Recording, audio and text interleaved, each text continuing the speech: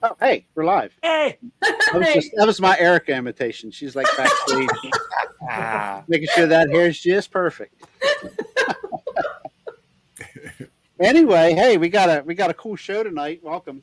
Chat's flying already. We love it. Thank you everybody in chat. And I guess I'll start with the hays and hellos and Calf Daddy tonight. How's Jeffrey? well, it's been an eventful Tuesday, but I'm surviving. I didn't mean to catch you off guard. Sorry. But anyway, and Brother It's been Blaylock. foggy. I mean, you could run into a Bigfoot and not even see Yes, it. it is foggy. It's very foggy here. Yep. It's foggy where I'm at in North Georgia right now. Okay. David Blaylock, how's Oregon?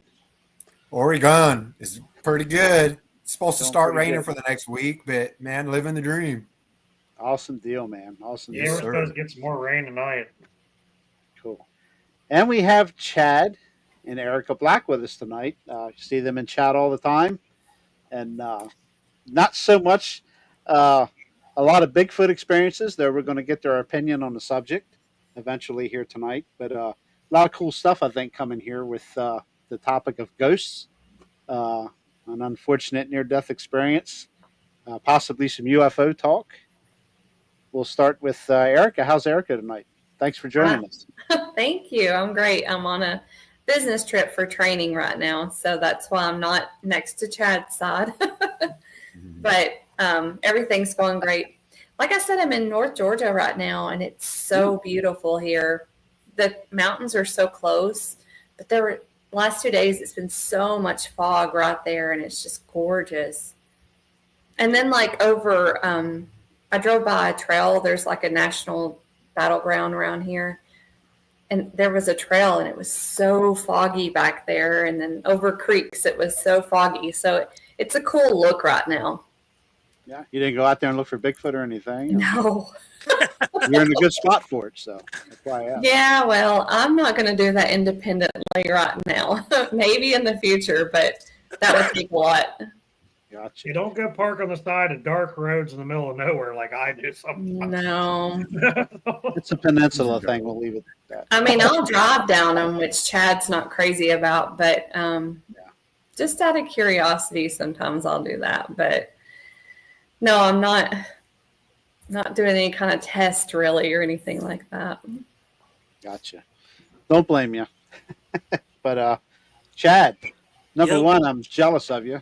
You got Well, that. thanks. Got that Oh. nice long. I'm trying to look like Billy Schilling. Awesome. I should have worn my bib overalls, but whatever. But thank you. Well, how's Chad tonight? Hey, I'm fantastic. Yep. Just hanging out, talking to a bunch of good people, and looking forward to the show. Awesome. That's what we like to hear. Hopefully, everybody's looking forward to it. It's going to be. I don't know if you guys have done a lot of shows together or anything with anybody, but it'd be cool to get your opinion of some stuff and just the fresh new ideas is what I look at. I said it to Jeff last week after the show. We were backstage and David, and I said, why don't we get them two on? Just, some fresh ideas, some different ideas. And Patrick Noble, how are you, brother? And that's Patrick, I got your hat on. He was rubbing that in, Patrick. Thanks, buddy. Anyway, just kidding. But that's okay. I've got the Beast TV shirt on tonight. The original Beast TV. Those are my boys now. There's my beagle. Nice. Aw.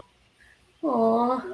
Yeah, we've been sharing pets here this evening. So, if you only knew what we talked about backstage, I'll leave it. I don't know where to start. I guess tell us a little. Whichever one of you two want to start, just Go why ahead, don't Erica. you just tell us who you are, a little bit about yourselves, and what got you interested in the paranormal world. Well, real quick, I know Chad will take it to a lot of levels, which is a good thing. But Yes. I absolutely love brainstorming, kind of what you're talking about, Jerry, getting other people's input. There's always a different way that you can look at things. So I'm all about that. But as far as paranormal, I've always been interested in hauntings. Not that I've wanted to experience them, but I've always been interested in the stories and in history in general, and especially historic architecture. I love that. But I've always enjoyed cemeteries, but more from an aspect of respect, respecting those who were before you and preserving that. I think that's extremely important. Well, you and Cindy will get along good. For sure. Awesome. But as far as hauntings, it's always been interesting to me. I certainly started off, that can't be, that's kind of far-fetched or whatever the story might have been.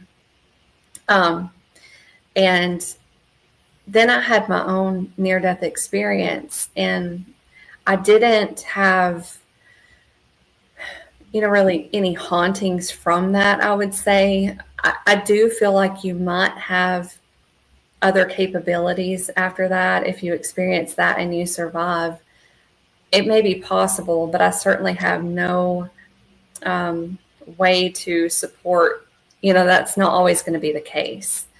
And I don't have anything to make that valid. But I feel like from the stories I've heard that you might be more susceptible after that to experiencing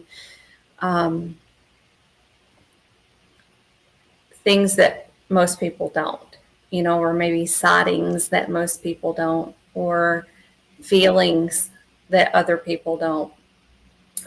Again, every situation is different. But still, with or without that experience I had, it's always been interesting to me to hear, well, this happened here, this happened during a war, these people survived. I feel like, and Chad can really go into detail about this, but, spirits, I'm really starting to get into like energies, and I don't know a lot about it, but I definitely believe that that's a thing. And I always wonder what was left behind, if unfortunately somebody passed away or something traumatic happened, what was left behind, because I feel like that's a possibility. But I don't know, I'd say probably about 15 years ago, I started getting into the paranormal interest. I forget, like Ghost Hunters and stuff like that. I would watch that show. And then I started touring, supposedly well-known haunted areas. I did get to go to Eastern State Penitentiary, which was one of the coolest that I've visited. Again, I'm really into the architecture, and so I loved that about that. Everything from the fencing outside to the inside, and how they were kind of state of the art at the time. It's just a very neat story. But there, I had an experience I was not expecting, and any of them that I have had, I was not expecting. But I was walking, through the tour. It was middle of the day, and they had their little tiny skylights, and no electricity in there. You're just going through a hallway, and it's dark, tiny rooms, but you can get a little bit of light from the tiny skylights. And I'm just kind of walking and taking pictures and doing the tour. And so I'm doing that over and over. And then finally I'm like, wait, what? It's like, back up, something happened. And so I look at my phone, and I'm looking over there. I'm like, there's nothing in there. There's no light, like a light bulb or anything. There's nothing like that in there.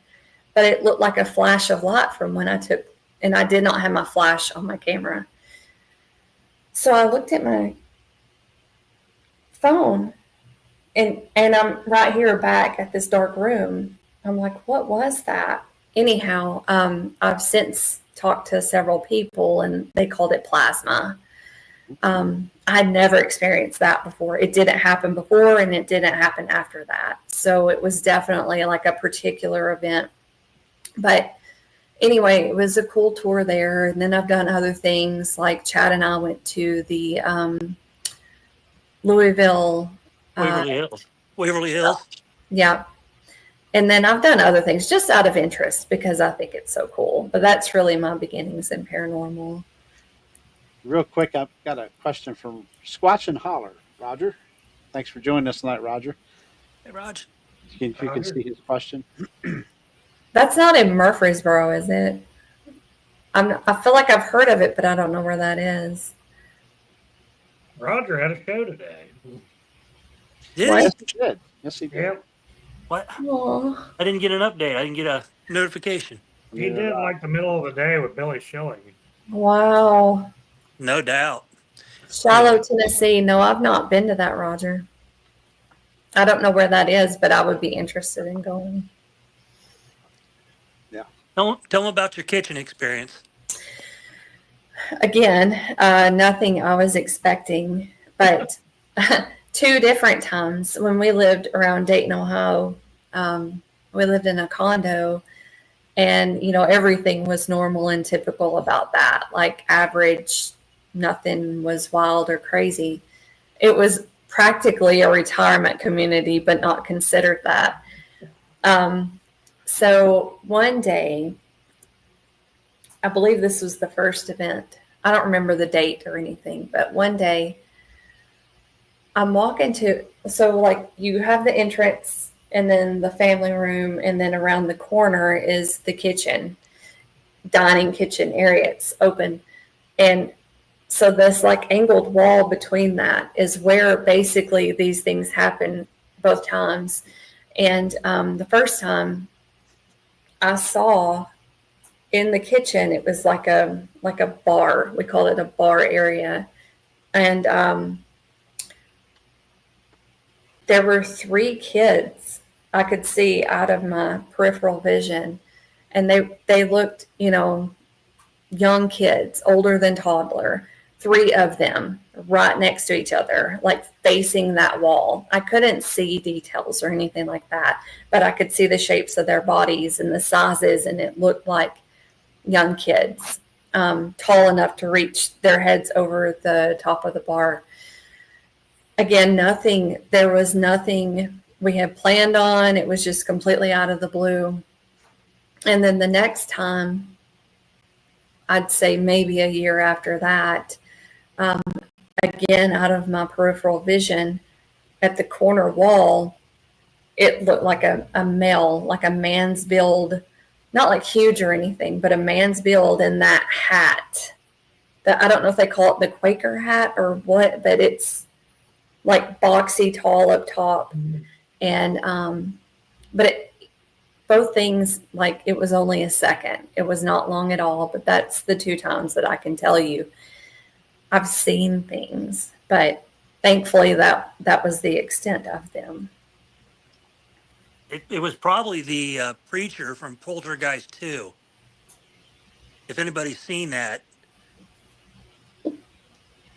It's been a long time. Yeah. Yeah, I think I remember what you're talking about. I don't know. It certainly wasn't any like memory that I recalled. It was just there at that second and out of the corner of my eye. But that's the only 2 times. Wow. Cool. I didn't feel anything either when that happened. It was just like, oh my God, like a flash. Okay, It John. didn't make sense. But from that, maybe it might be good for Chad to talk about other dimensions. That might be what he would think that could be, which is a great explanation, what he says. Okay. All right, Chad. Oh, wow. Your turn. Okay. Well, so I've been since I was probably 10 years old, into UFOs, cryptids, books and all that. Like I would go to the library and those are the books I would get just because it was fascinating. I've never seen anything or heard anything. I have seen a UFO. Talk about that in a bit, but I've never seen a Bigfoot. I've always hiked with my dad. Eric and I go hiking all the time. So for me, it was always what ifs. What if these things existed? And as I've gotten older, I've also opened my mind up enough to say that there's so much of this world that's not been explored. There's creatures, new insects, animals found every day. So it opens my mind to say that these things definitely exist, because I've met so many people in this community now that are, tell heartfelt stories about what they've seen, and people, break down about it. So they have to exist. Now, I don't know I'm going to go with this. I don't know what plane they exist in, if they're flesh and blood. I know after meeting Martin Groves and him telling his story and shooting one and it just disappeared, a dog man, that stuff baffles me, but it opens my mind even more to see what else is going on. How many dimensions are we, all this crazy stuff.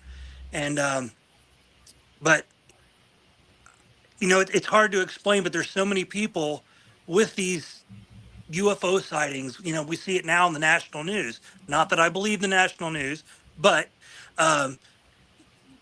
UFO sightings, cryptid sightings, everything from Bigfoot to, well, we'll go back to the old days of Nessie,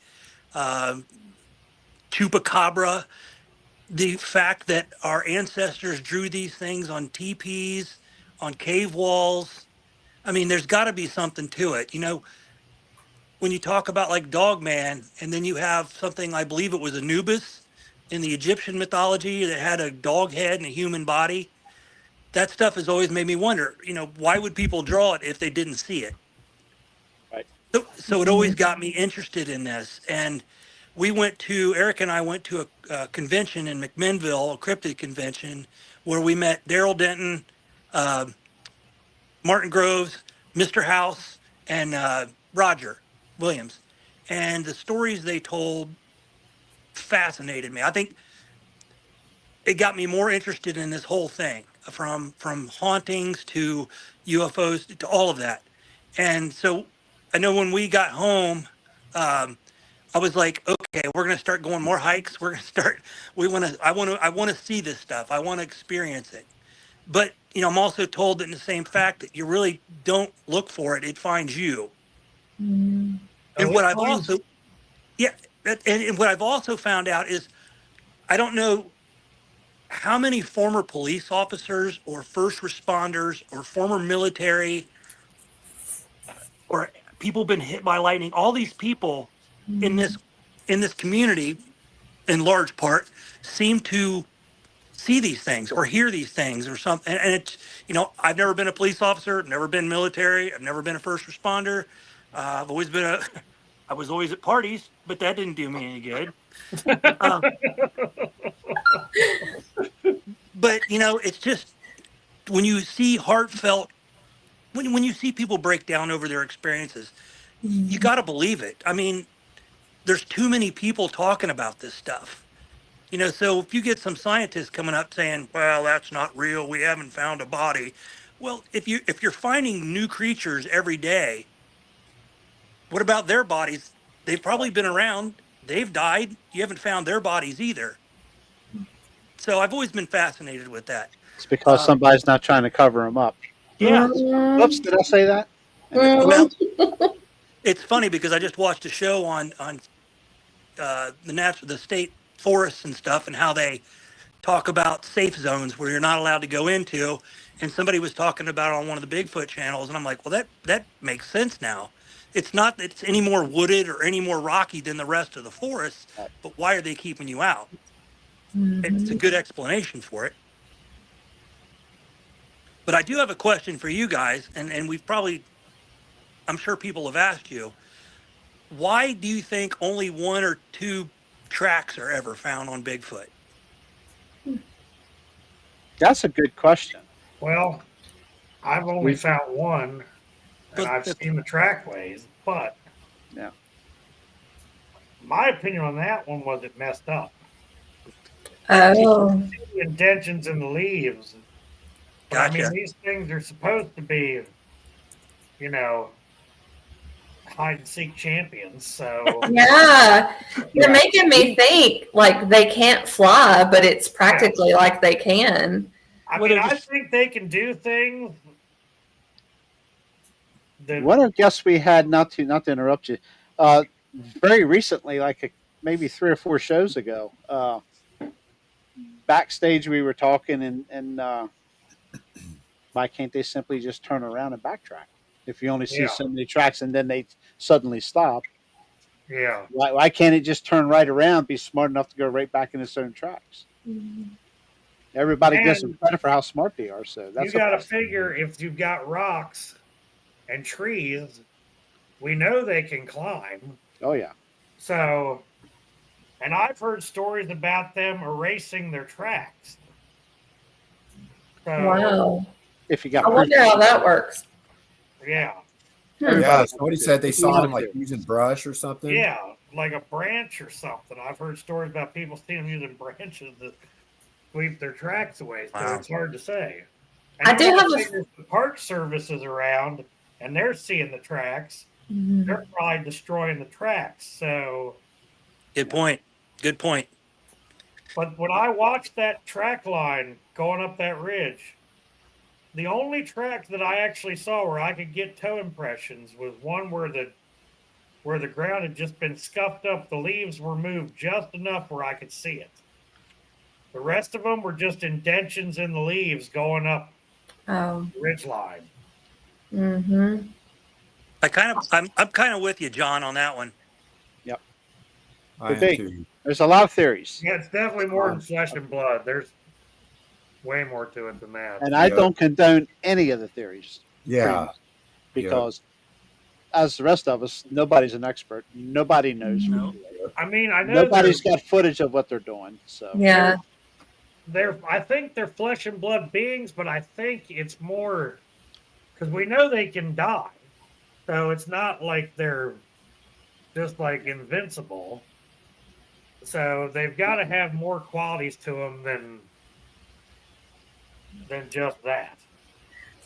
I do have a funny side note. I've wondered myself. They're crazy strong. Like I can't even imagine the build. And we're coming from the perspective, Chad and I, or Blackie, that we have not had an experience with Bigfoot or Dogman. But we still wonder. And I'm always curious about patterns and behaviors and routines. And like I always try to form a pattern. But as strong as they are and everything, I think about the hikes I've gone on and the terrain I've covered, which is nothing compared to what they deal with. And they don't wear shoes. So I'm like, what are their feet like? It's a funny side note, but that's what I wonder. Like, I can't even imagine, the things that you would step on in the literally middle of nowhere. Wow, Roger. yeah, Good point. true.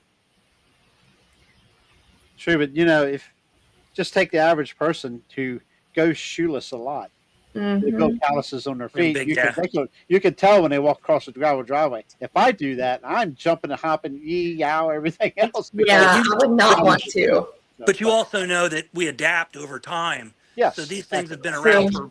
Right. So I'm sure they've adapted to where their feet are, that thick a callus or something. Yeah, that's what I was wondering. I'm like, I would picture it to be something like that. Yeah. No Now, doubt. David, you found tracks too, haven't you? Didn't you find one I- not that long ago? Really, just not too long ago was really the first track, and it was just one, but it was in a kind of a Duffy area. The only track I've ever found that I stopped and looked at it, I was like, "That's a track," no doubt in my mind. But But then Yeah. the elk destroyed the track before you could. yeah, the elk So- destroyed it before I could cast it. So what made you guys look down for a track? I mean, were you looking for one, or you just happened to look down at the right time? I think that's what it was with me. I think I just happened to look down at the right time. I was bow hunting elk, and I was walking off, and it's where we had an experience in 2019. And I was up on a ridge walking off down towards where we had our experience, and I was just sneaking. The ferns here are like as tall as you are, real tall ferns. And I was just slipping down through those, but I was watching where I was stepping too because I was hunting. And I just slipped right through a fern, and when it opened up, it was just right there, just right in my face. Wow. I personally have everything but a track. I've never seen a track, so Mm. that I I can. was pretty much looking for snakes when I happened to cross mine because it was turkey season. If anybody's going to find a track, it's going to be me one day because I'm constantly looking down for that. Oh. Snakes. So, but Well, I've not seen any. I know I haven't found tracks here, but I found them. Where I found that was on a mountain in Western Maryland. since we joined, all your cryptid groups, we've started when we went for hikes, we start looking at, the ground around the creeks. And one day I'm sure we'll find something that we think is, I will have to say, I think I've seen tree structures, where they're bent and folded into, because there's been some times that I look up and see all these trees piled up or stuck a certain way Yeah. pattern, and I'll be like, there's no way, nothing else could have done this. There's no trees that the limbs would have fallen from like this, but you'll find like a giant X with another one across it somehow. But I never thought of it as that at the time. I was just like, wow, that's pretty wild. But then I'd like, well, where did it come from? I don't know. So Exactly. Yeah. that's pretty wild. The interesting thing I want to say about that trackway when we went up, when I was up that ridge by myself, there were trees that looked almost like they were falling in different directions all across this old hiking trail. Mm-hmm. Almost like something didn't want She's back there. anybody going up there. I mean, Yeah. it looked like equipment had pushed these trees crossways in places, and I'm looking at this going, there's no way. I could see how some of them fell the way they did. Mm-hmm. The other ones, it just didn't make sense. Mm-hmm. You And know, this little it's ridge in interesting. the middle of a state park. So you tell Same me. here. Below the Conowingo Dam, we were down there shooting eagles one day. I mean, camera wise, not with a gun, but we were photographing eagles. There we go. They can hear you, right? And that's okay. Well, in the photography field, shooting is a legal term. So anyway, but I remember you go down past the parking lot, headed south, Jeff. Okay, Yeah. if you're walking towards Havre-de-Grace. When you reach the end of the paved parking lot, it becomes a trail back in there along the river. Yeah, And I got remember, some I'm not friends that saying work that there. trees don't blow over. We know that, but I remember having to get over some trees from time to time. So, I mean, there I'm was not a saying the ton same. of That these is little trees. kitty I cat. mean, you could see trees down for a couple hundred yards up this Yeah. ridge, and I'm like to the point where it was becoming impassable just to walk up through there. Yeah. Oh, wow. That's just one of the things that makes you wonder. I wonder, Yeah, but if you were on the trail and you met somebody else, they would be like, yeah, that's from the latest storm or whatever. Yeah. Mhm. If I find something, I go back weather-wise. You can go back and look at the history of the area for weather. Yeah. And because I questioned a big X down here, I mean, not even the end of my road here, and I checked the wind. It said there's no wind. That because it was like it appeared overnight. Oh, wow. And I went back and I checked, and I said, "Well, wind didn't blow it over. Something It's like pushed that tree." Yep. how does a deer carcass end up hanging in your stand? Exactly. Yeah. Yeah. Oh, the wind probably blew it up there, Joe. You know what? Remember, we had that conversation. Yeah.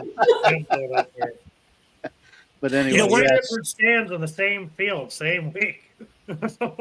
One of the things that bothers me about the Bigfoot community, and it's not the Bigfoot community itself or cryptids, whatever, is I since we've met all of you, we've joined every Bigfoot page we can join, and we've watched all of your old shows. We've watched Woodwalkers, all their old shows, Beast TV, Sawdust, all of that stuff, and we've watched as many. But when you go on like Facebook and you see like what's Denton's Bigfoot Believers, I think. Yeah, I think so. And all the people that laugh when people are posting pictures and somebody posts a laugh emoji. Mm-hmm. I get that a lot of those pictures probably are AI generated Yeah. but we don't know that. And it's probably a pet peeve of mine when people put a laughy face on somebody that maybe is really serious and might think that's real. and then somebody laughs at them, then they're going to be like, well, I'm not going to post a picture if people are making fun of me. You know how many people that I know in this county that, aren't into it, but once in a while you'll see them in the background on some of these sightings pages and stuff, and they'll be posting laugh emojis. I'm like, why are you even on here if you don't believe in it? That's my point. Yeah. That's what makes me wonder. And all these guys are big hunters, and I'm thinking, you might have seen something, but you're just trying to. I yeah. found myself leaving like Facebook groups and stuff. Yeah. Somebody tries to post something, and I'm not saying everything should be posted, but some stuff I look at it and say, well, okay, there could be a possibility. And there's exactly what you're saying, Chad. 100 laughing emoji. I'll leave. I'm done. I ain't got time for dummies. Yeah, so And Well, there are so many haters on social media. I can't stand it.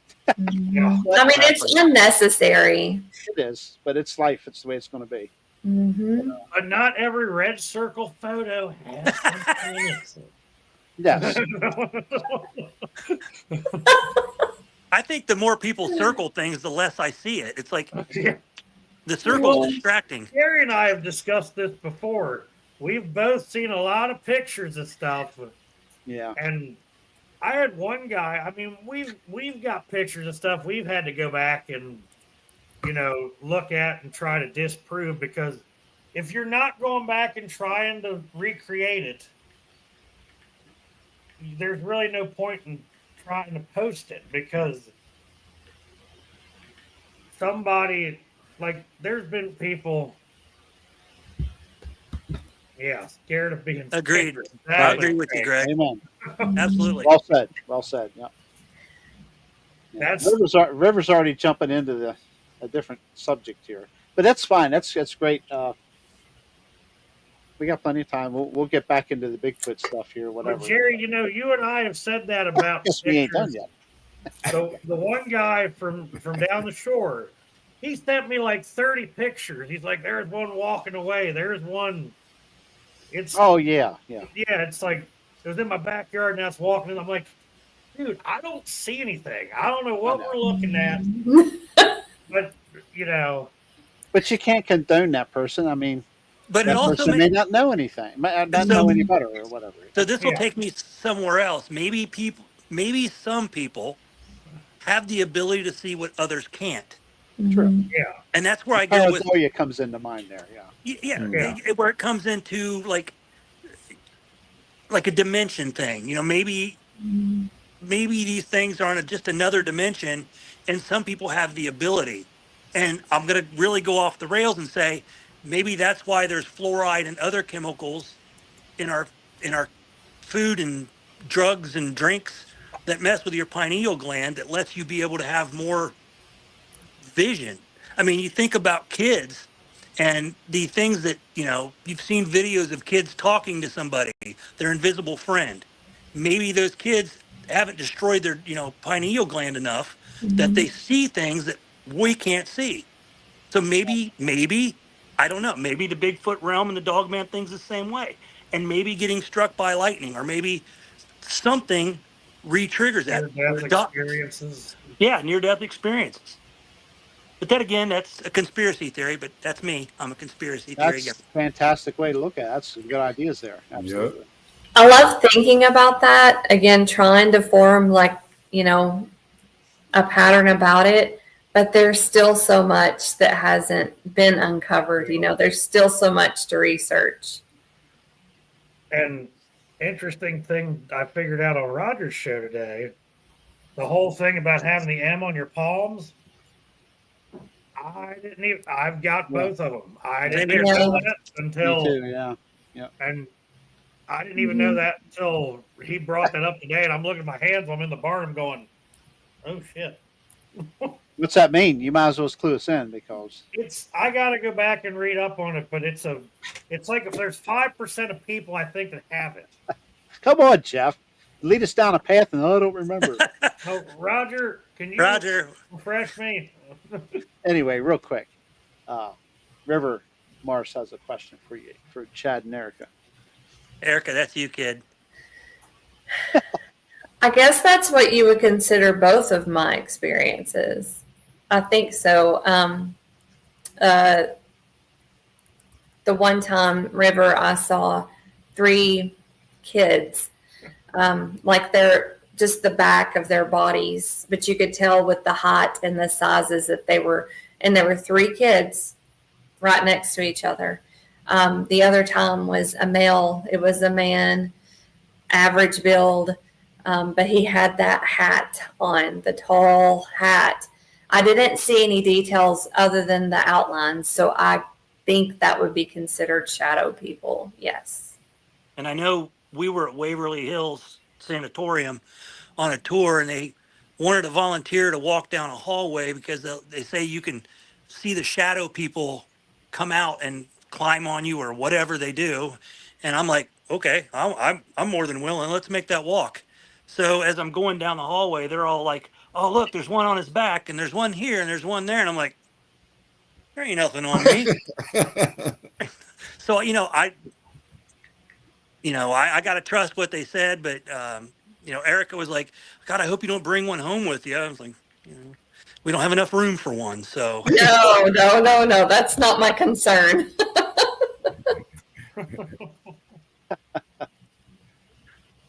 It says the M is a sign of great potential for success, courage, hard work, and independence.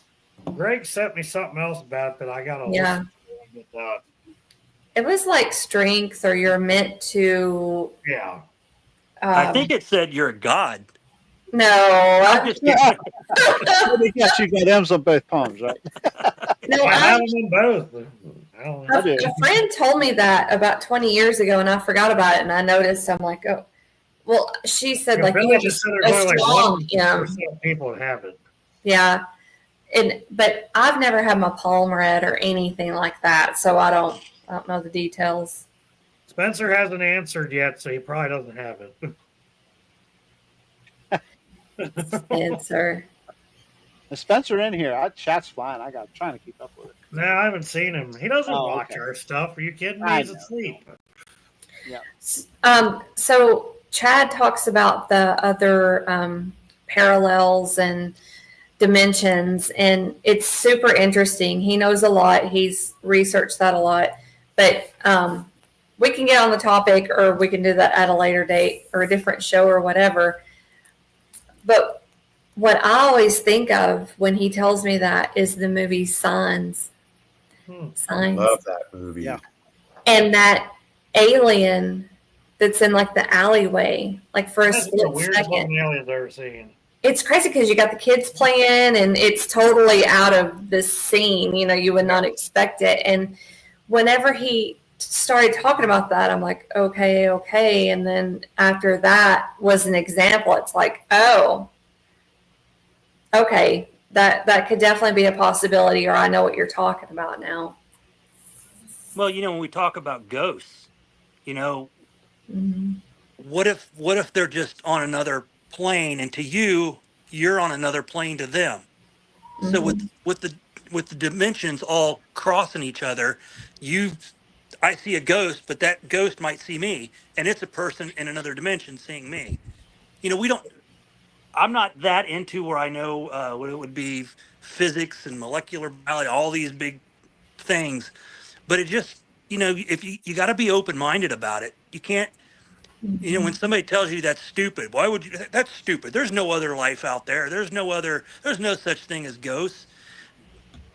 How could you not even want to question that when even our country in this world, there's so much unexplored. So much unexplored. Underwater, we know of USOs.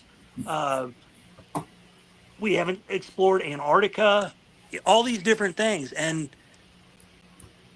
to be closed-minded about it is just, you're shutting yourself. I think if somebody thinks about that, you could drive yourself crazy probably. But if you can limit your thinking process and just enjoy the thought that there is life somewhere else. We came from somewhere. We were created by God. We were created by something. We'll never know. But what if? Those are the questions you have to have in your head. you don't have to believe it, but question it. Question everything. Question, have we been here before? Have we wiped ourselves out and started all over again? Because if you look at the state of where we are now, maybe we get to a point where we destroy ourselves and our civilizations start all over again. I mean, there's, being a guy that used to watch Ancient Aliens all the time with, what was that guy's name? Giorgio Tsoukalos. And they talk about, the Nazca lines and all these things that have been, you can't see on the ground, but you can see them from space. They've talked about places where there's radioactivity, but there's nothing there to make it radioactive. It's been there for thousands of years. There's so much that I think questioning things is a good thing, and making fun of people that question those things, not because that's been done to me before, but questioning people is a good thing. Always question everything. Mm-hmm. So that's the way when I watch it, like today, I watched Interstellar last night with Matthew McConaughey. And at the ending, I was like, that seems kind of a plausible ending, that something has set up all these other dimensions where he's watching this one thing in all these dimensions. It gets you, I know it's just a movie, but I sometimes say that movies imitate reality without you knowing it. Yep. Because I think somebody knows something, and that's how they, tease you. You've watched a movie, and then years down the road, it's reality. It's like, wow, I remember a movie just like this back in the day. Yeah, exactly. Makes you look at Men in Black a little differently sometimes. Absolutely. Absolutely. And I always mention Men in Black because of the cat's collar. And the first one had the universe around its neck. Yes. Let's say we're not that. Galaxy. Let's say we're not. Yeah, Galaxy. Let's say we're not in the big red button. Yeah. It's Or like we're all in the lockers at the end. yeah. when he puts the watch in there. Yeah. All That's hail awesome. Jay. But that's one of the things that got us into this community is we met, like I said before, we met Greg and Roger and Daryl and Martin, and we had a talk with Roger, and Roger really opened us up a little bit, and it gave us the experience of the community and his stories. And then we met Greg, and Greg's a hell of a storyteller, and we were just like, wow, this man's seen some things. And then he invited us to the meet and greet, and that was hearing stories people were telling and just meeting the people. It's what really turned us onto this community. And then, watching your guys' show and all these other shows, and everybody's so sincere and nice. It's, yeah. Well, we want everybody to be comfortable. Don't be afraid to tell your story. Absolutely. Yeah, that's great. And I say I've been wanting to do something like this for a while. Of course, then finding out where Jeff lived, and we got to talking, and I said, hey, let's do a channel. If anything for me, I can learn more. That's the main reason I put my foot through the door here on this, was to learn, hear people like yourselves. And that's why, I mentioned these guys. Let's get them on, or somebody, I don't know much about. Now I do. And you guys have great theories, great ideas. And that's what it's about. You can take all this stuff and bring it in and start thinking and building a new learning curve about stuff. And the more people we get into this, the more we learn. So. And Chad was talking about, he was like, I don't understand why people don't open up about this. And you can take that topic to several different subjects, and, because they are ridiculed for talking about it. They are ridiculed for believing in it, or they're ridiculed for telling their story that they experienced, and people talk down to them because they don't want to believe, or because of their upbringing, and they were talked down to, and so it becomes a way of thinking. Yeah, that's what happens around here. No one, we're working on it. Jerry and I are working on it. But we have some people, but it's just a matter of making them. They don't have to be in front of a camera. We can record record the show. You don't have to have a camera staring at you. And most of If them I are could like, find a well, way it's to not change that their big of a voice, yeah. for them to Most tell of their them don't want to story, do it because they don't think that it was that important of an True. it is. experience. Every story to me is important. Something. But that's what I love about this community is they are so welcoming and they are open. And, you know, they do go through trauma again sometimes, or they go through these hurtful feelings, Yeah. recounting what they've been through. Yeah. But to me, it's courageous because, you know, unfortunately they experience that. But I'm so glad that they're opening up to this community because it truly does help other people. And Unfortunately, there's not a lot of people that will open up. A lot of groups aren't as welcoming. mhm. Well, I will say that, like with the ones we've watched, you guys, Woodwalkers, Beast, you guys have done a great job of getting people on your show and getting to talk about their experiences and getting them to open up maybe a little bit more than what they would have to somebody alone, because you're asking questions. They realize that you've gone through the same things. Maybe some of these people have had a little more um, contact with them, hands on with the Bigfoot. But that, I think, is like you guys are playing like the psychiatrist role. You're the ones where people come in, tell their stories, and it makes them feel better that there is a community that people know they can open up to, and not be, oh, that was stupid. That's just a tree that got blown over by the wind, And that's, I think, a lot of people, once they find out about your shows. I mean, I'm sure you guys are experiencing more and more every time you get more and more people liking your podcasts and stuff. Mm-hmm. That's just because I think people feel comfortable, and you're going to get more people to open up over time. Now, someone like me, I have no problem telling you everything that you want to hear, but that's me. There's so many people that have had experiences that probably, again, don't want to be ridiculed for what they talk about. If I see a Bigfoot, you guys will be the first ones to know. If I see a track, I'm going to tell everybody. And I don't care if it's anybody around here that goes, you didn't see a Bigfoot track. I'm like, well, you don't have to believe me either, but I did, because I don't care. So, Yeah, it took me a while to. I keep saying it. I was going to go on Kerry's show, Kerry Arnold, when he was still alive, and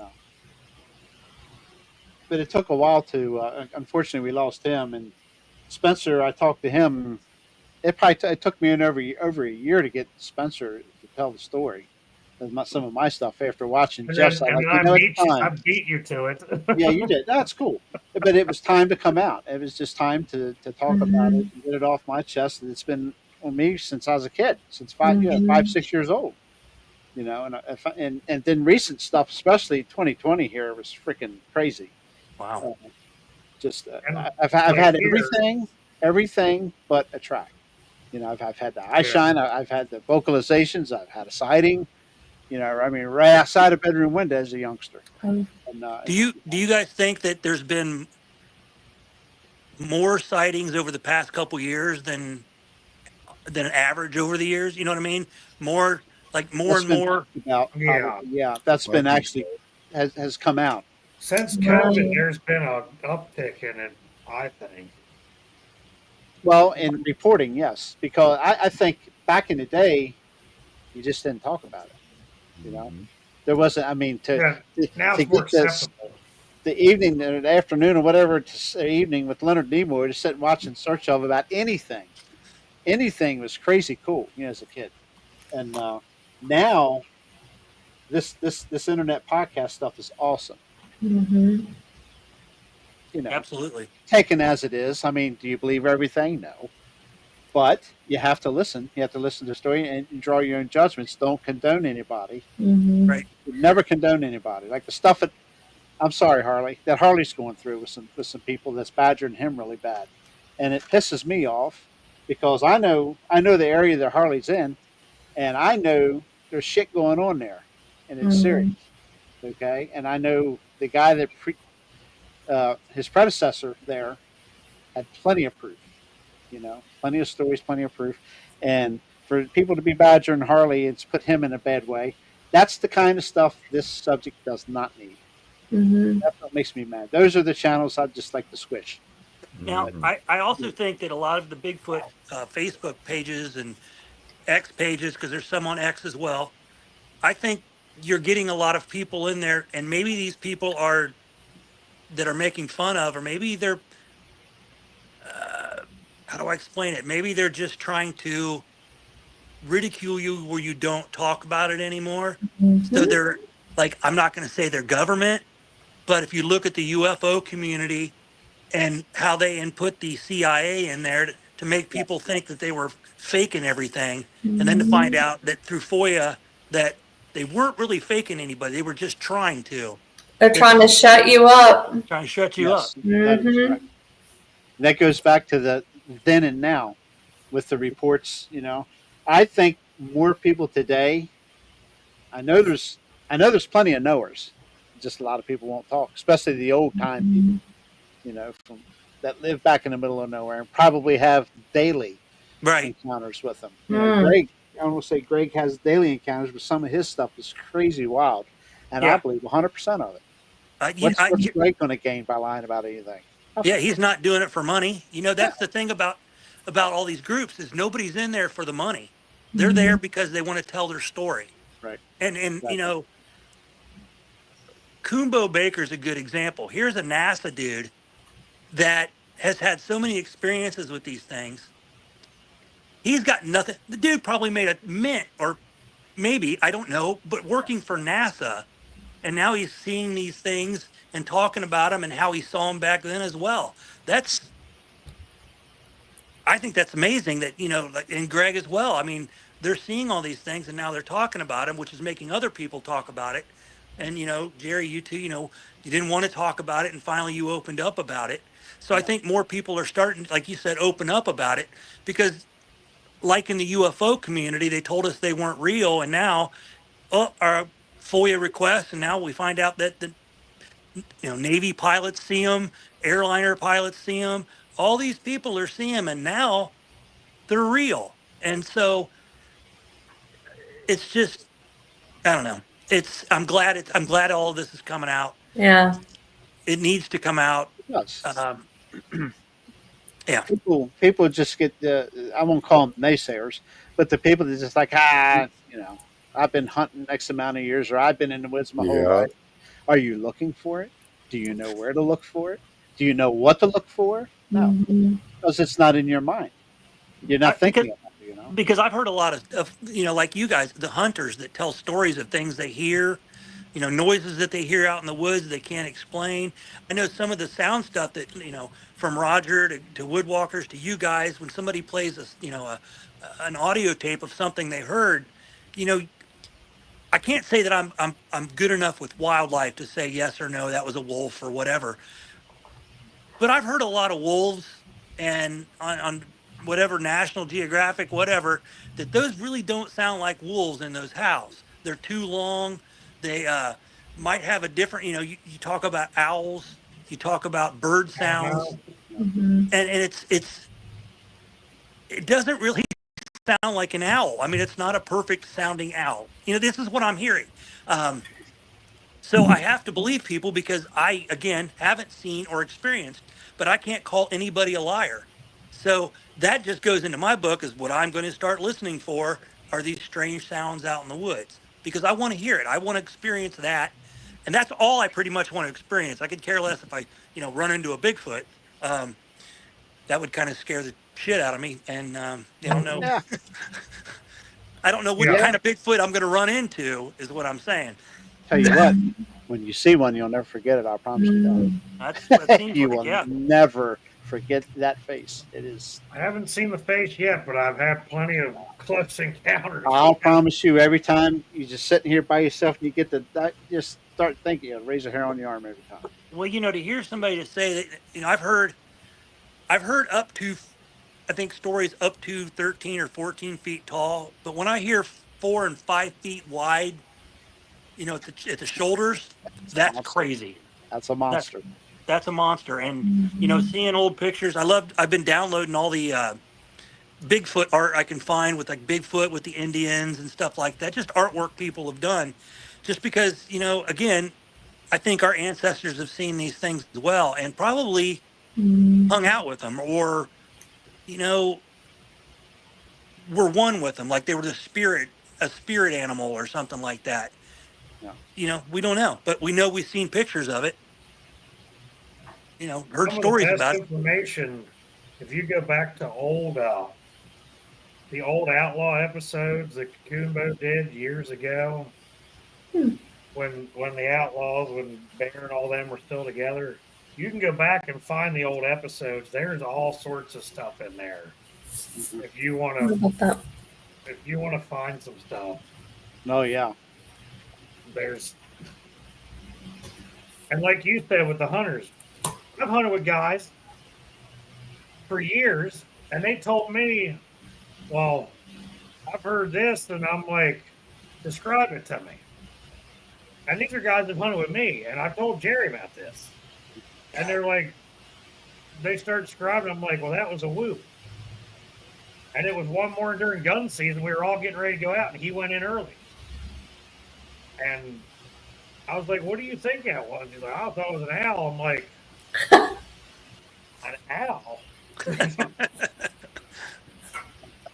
The other guy that's with me was with me when we got ran out of the woods, and I told him that, and he won't ever really talk about it other than me. He just shook his head. He's like, why did he even go down there if he heard that? Like, why did he? He's just trying to act like nothing happened to him. Yeah. Open mind. You know, you got to keep an open Yep. mind. Absolutely. Sure. It's any about any of it. Ghosts, any of it. UFOs by all And means. Chad, we have the highest concentration of sightings in the state. In this county. Wow. Yeah. Reported. Yeah. A Reported, Bigfoot, a Bigfoot. Yes. Oh wow. We've even got dogman reports within like 3 miles of my house. That's crazy.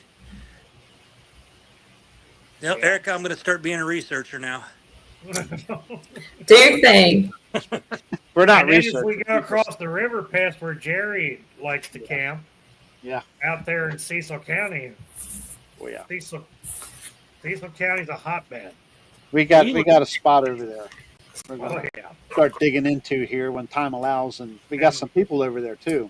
yeah. Hopefully I've gotten in with one of the guys that researches that area, and Yes. Yeah. he's got tracks. It was if you go back to what one of our like I think it was 6 and 7 we did. He did 2 shows in a row with us. So Yeah, Michael Burkhart. yeah, he's got some pretty He's cool got stuff. plaster casts of like 3 or 4 different sizes, like family group out there.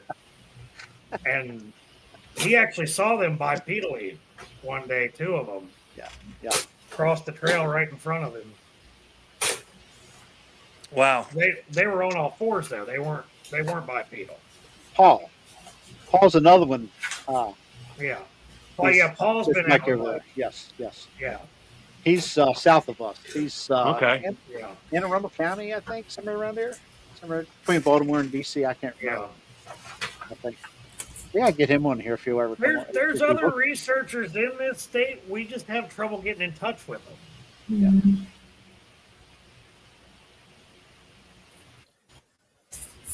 Chad might be making a trip to Maryland. Hey, I'm on up. whatever you want. Come on up. That's a hell of a long drive. We'll go over and have a big bonfire at the farm. Yeah. Hey, Man, See if we can get screamed at. Mark and Rebecca are planning on Yeah, pulling their let's just- camper up this way next fall. oh, are they? I smell a small meet and greet coming is what I smell. But Yeah. yeah. Yeah, we're down with the meet and greets. We had a blast at the Woodwalkers one. We wanted to do. We wish we were around for the LBL because I want to do the LBL too. But That's just terrible planning. So he always plans something whenever I'm busy. Oh no. maybe he does that on purpose, Jeff. just saying.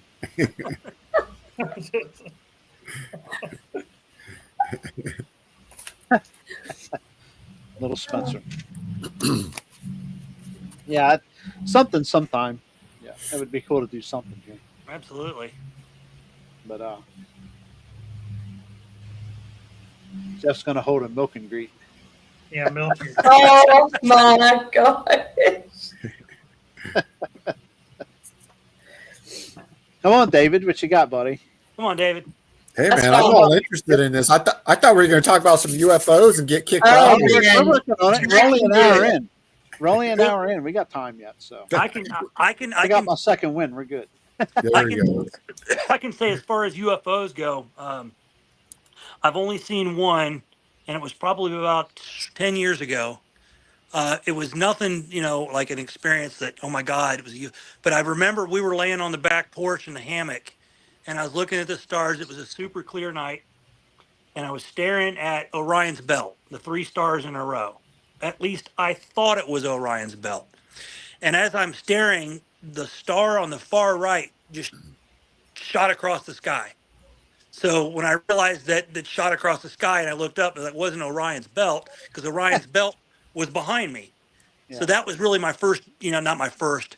I've had things when I was a kid that I thought might have been UFOs, but that one was like, okay, I think I know it wasn't a shooting star because I stared right at it. A shooting star comes out of nowhere, lights up, and disappears. It doesn't just start as a star and fly away. So I told her, I was like, I think I just saw a UFO. And it was too fast for any kind of plane, because it didn't just go like this across the sky. It went like that. Very fast. Yeah. Yeah, super fast. So, but, when I was a kid, I always read the story about from Kentucky of the little green men. I can't remember where out in Kentucky it was, but the Betty and Barney Hill incident and all these other, UFO stories. And I was, as a kid, I was kind of scared. I don't want to see a UFO or anything. I don't want to be abducted, and I definitely don't want to be probed. But this stuff has to exist because people talk about it. Not when you can go in and hypnotize somebody and they can talk, fire in the sky, Travis Walton. There's another guy that's been hypnotized and tells a crazy story of something. Do I believe it? I don't know. I don't know him. So I've got to say I believe his experience. I wasn't proven right. He wasn't proven right or wrong, but he has his story. And I feel that's that way with a lot of things. Mm-hmm. Erica, have you ever had a UFO story or seen a UFO? No, but it always stuck out to me as a very young kid. I know it was a Saturday morning, and it was like a plane, but it wasn't a plane. But it flew right very low over our backyard, and that, like, you could just feel the wind off of it. It was crazy. Wow. But nobody ever said anything. There's never anything in the newspaper about it then. So I don't know. I never talked about it. But my brother and I were in the backyard when that happened. And I never went any further than that moment. I know as a kid one time when I lived in Union, Ohio, I lived in a little cul-de-sac. And I remember I went outside to play one day and I saw neighbors standing across the street in a yard all pointing at the sky. Now, we lived near Wright-Patterson Air Force Base and the Dayton International Airport. They were pretty much shared the same flight paths. But everybody was pointing, and they're all adults. They're all pointing to the sky. And I look, and it's like every house, somebody's standing outside pointing at the sky. So, later in the local paper, they talked about all the reports of a UFO that night.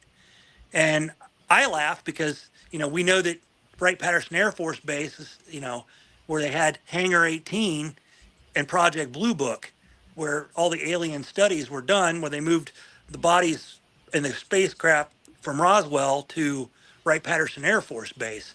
So I'm kind of wondering if people really did see a ball of light or whatever it was, because we find out now that they're around airports. There's a lot of sightings around airports, around airplanes, in the, it's, so I'm wondering, if back then I didn't see it because I really was a kid and I was more interested in playing rather than looking into the sky. Mm-hmm. So I was probably like, you people get out of my yard. I'm getting ready to play some kickball or something, But I know my dad used to talk about it too. He didn't believe until he started watching Ancient Aliens, and then he thought to himself, there's a lot of stuff going on in this world we don't know about. And I'm like, agreed. I'm glad you're looking at it that way. But Yeah, I used to live for Leonard Nimoy and his UFO shows and oh yeah, anything of that stuff, man. Me and Dad were glued to the TV. yep. Aw. Yeah, but yeah, one incident here involved my mother. 1986, I believe it was. She had seen something. We were in a trailer, and which was the first thing on the property at the time, and then they built a house right behind it. My dad did, and she was sitting out back at the back door of the trailer, and my dad and her brother were talking there, and before she could say anything, this light appeared, and it just boom, just I mean, in the blink of an eye, it was gone. She couldn't even get the words out. Look, this is her telling me. I don't know what color the light was, or I don't remember. It might have been a bluish, light bluish, or something. But that's a story she sees. She said I couldn't get the word "look" out before the No. thing was gone. You know, Sorry, the dogs had to go outside and they wouldn't take no for an answer. Aw. so we've had I one of said- them too, and I know Jeff's got some photos. You shared probably back earlier towards right after the show, I guess, that you did with Which- Spencer. You sent me some UFO photos. Some guy sent you Oh yeah, over here in Peach Bottom area. and I've actually seen one for sure. One. There's been a couple other ones that questionable, but I was watching. I was just one night I was out here looking up at the stars, probably been 10 years ago, and all of a sudden this one could have been a star. It rose about, I don't know, a couple thousand feet in elevation in a blink of an eye. I just watched it go. Whoop. Yeah. And I was like, what in the hell? That's not a star. Yeah, if you go back when Cindy and I was on Cedar Creek Bottom show with Mark and Rebecca, she told of her experience down here in Havre de Grace. She lives, which is down on the river here, places she lived years ago, and she had seen one. He just says little light just doing all this stuff in the sky, just moving, like making these Yeah. little herky jerk motions, Huh. I see stuff like that over the park all the time. If we're out at the Yeah. out back side of the farm after dark, you see all sorts of stuff. Wow. They probably got a secret base over in the park here somewhere, without a doubt. There's some stories out of there. There's some not UFO stories. Yeah. Well- Just like they never turn coyotes or mountain lions loose when I've seen the can trucks going through the park. Yeah, right. Yeah, they didn't turn anything loose up there. A Bigfoot struck by a car just miraculously becomes a black Angus cow. So, Yeah. oh yeah, it's all kinds of cool stuff. There's all kinds of stories from here. So, but yeah, We got military bases. yeah. We got South Edgewood part of the county, Arsenal and APG. Aberdeen within- Proving Ground, which Kumbo has talked about Aberdeen Proving Ground before. Yeah. So, I heard I that. think they've talked about people seeing them on the proving ground too. Yes. Yeah. I think government. There's a lot of stories out of government facilities. Come on, Yeah. Yeah, my Absolutely. one buddy works for a crane company. He's always over there moving stuff. I said, "You haven't seen anything stick a big hairy hand out of one of those cages you've been moving yet, have you?" Oh. Well, my father, for a brief period of time, was a security personnel in Aberdeen Proving Ground, way back in the back, Was he really? river, Wow. short period of time, and Well, he never said he saw anything. that one guy I know from down in Darlington, Jerry, Yeah, He that's worked- some cool stuff. he worked security around that area Okay. when he was in the military, and he said they've seen some weird stuff, not necessarily Bigfoot, but stuff in the water down there. Mhm. Oh. Oh yeah, and he was night shift too. My dad was. Yeah, well, At that so was particular he. time. It was just a job to have a job, or I don't know. He So- always stays busy doing something. So, do you think any of these creatures, these cryptids, are maybe failed experiments that just got released into the woods, or What'd you say again? I'm sorry. Do you think any of failed experiments. these cryptids were experiments that were just uncontained or let loose? I know they've been around forever, but before The our dog, government. the Dogman thing makes me lean towards something like that. But The goat man stuff, there's a legend here about the goat man of Beltsville was supposedly a scientist gone mad. yeah, that Kecksburg thing. I want to touch on that real quick. I was just getting ready to say something about that, Phyllis. uh, that there's a pretty good story out of that. Kecksburg is over here near. Oh my goodness! Sometimes I can't remember. It's over Westmoreland County area, Pennsylvania, in the mountains. Yeah. But there's a story there that there was a UFO had actually. I don't know if it was a crash or it landed there, and I guess actually it was a crash at Kecksburg. But there was one nearby. It may be in the same story or maybe a different incident. I don't remember because it's been a while since I've seen the show where one was seen come down out of the sky, touch down, and shortly thereafter, along a fence road, there was a couple of Bigfoot individuals there that was seen by, I believe, 2 or 3 people in the same family on a farm there on the fence line. That's the only time I've heard anything about that. So I'm not to say that they're one and the same or whatever, but that's and of course the Kecksburg incident's a pretty big deal. Yeah, I've heard The of that UFO, one. and they covered that up as best as they could, I guess, when they hauled it out of there. So that area over there, Chestnut Ridge. That's the term I'm looking for. Chestnut Ridge has got just oodles of reports from over there. It's crazy, and that's getting over towards Mary. Do you think that the government hides all of this stuff because they think we're afraid of it, or cause a panic, or if there are Bigfoot, we know there are dogmen, aliens. Do you think that they hide that because we're like, oh well, the people can't handle that? If they see a spacecraft or a UFO, are they going to panic and think that we're being invaded or something like that? What exactly? What is the thought of thinking? Okay, let's say they come out and say Bigfoot's real. What's the average Joe Blow going to do? Joe Not going to Blow's the going to woods. grab his guns and he's going to Yeah, go and that too. find that Yeah. damn thing and Right. start shooting everything up. That's just one theory. But yeah, and I think the amount of fear too would probably be stricken on a lot of people. I don't know. I don't know You what know, the theories are, but yes, there's a reason it's being covered up. Absolutely. Yeah. But What? so I watched a Bigfoot podcast, or not a podcast, but I guess it's a podcast, and these people were out hunting Bigfoot. Like they had a guy with them. I'm not sure what he was carrying, maybe 30-06 or something. But his job in this group was to kill Bigfoot because a Bigfoot for scientific reasons. Yes, Was I And that then remember. I know the show. Yeah. was that and the North American Wood Ape Conservancy, it might have been, Yeah. or was but that all Kelly I kept Bigfoot? saying, from everything I've read, and I'm going to go by the people you've had on, Mark and Becca and Woodwalkers and everybody have had on, is that they're not there alone. So if you're going to shoot it, be prepared to probably lose your life as well. Yeah.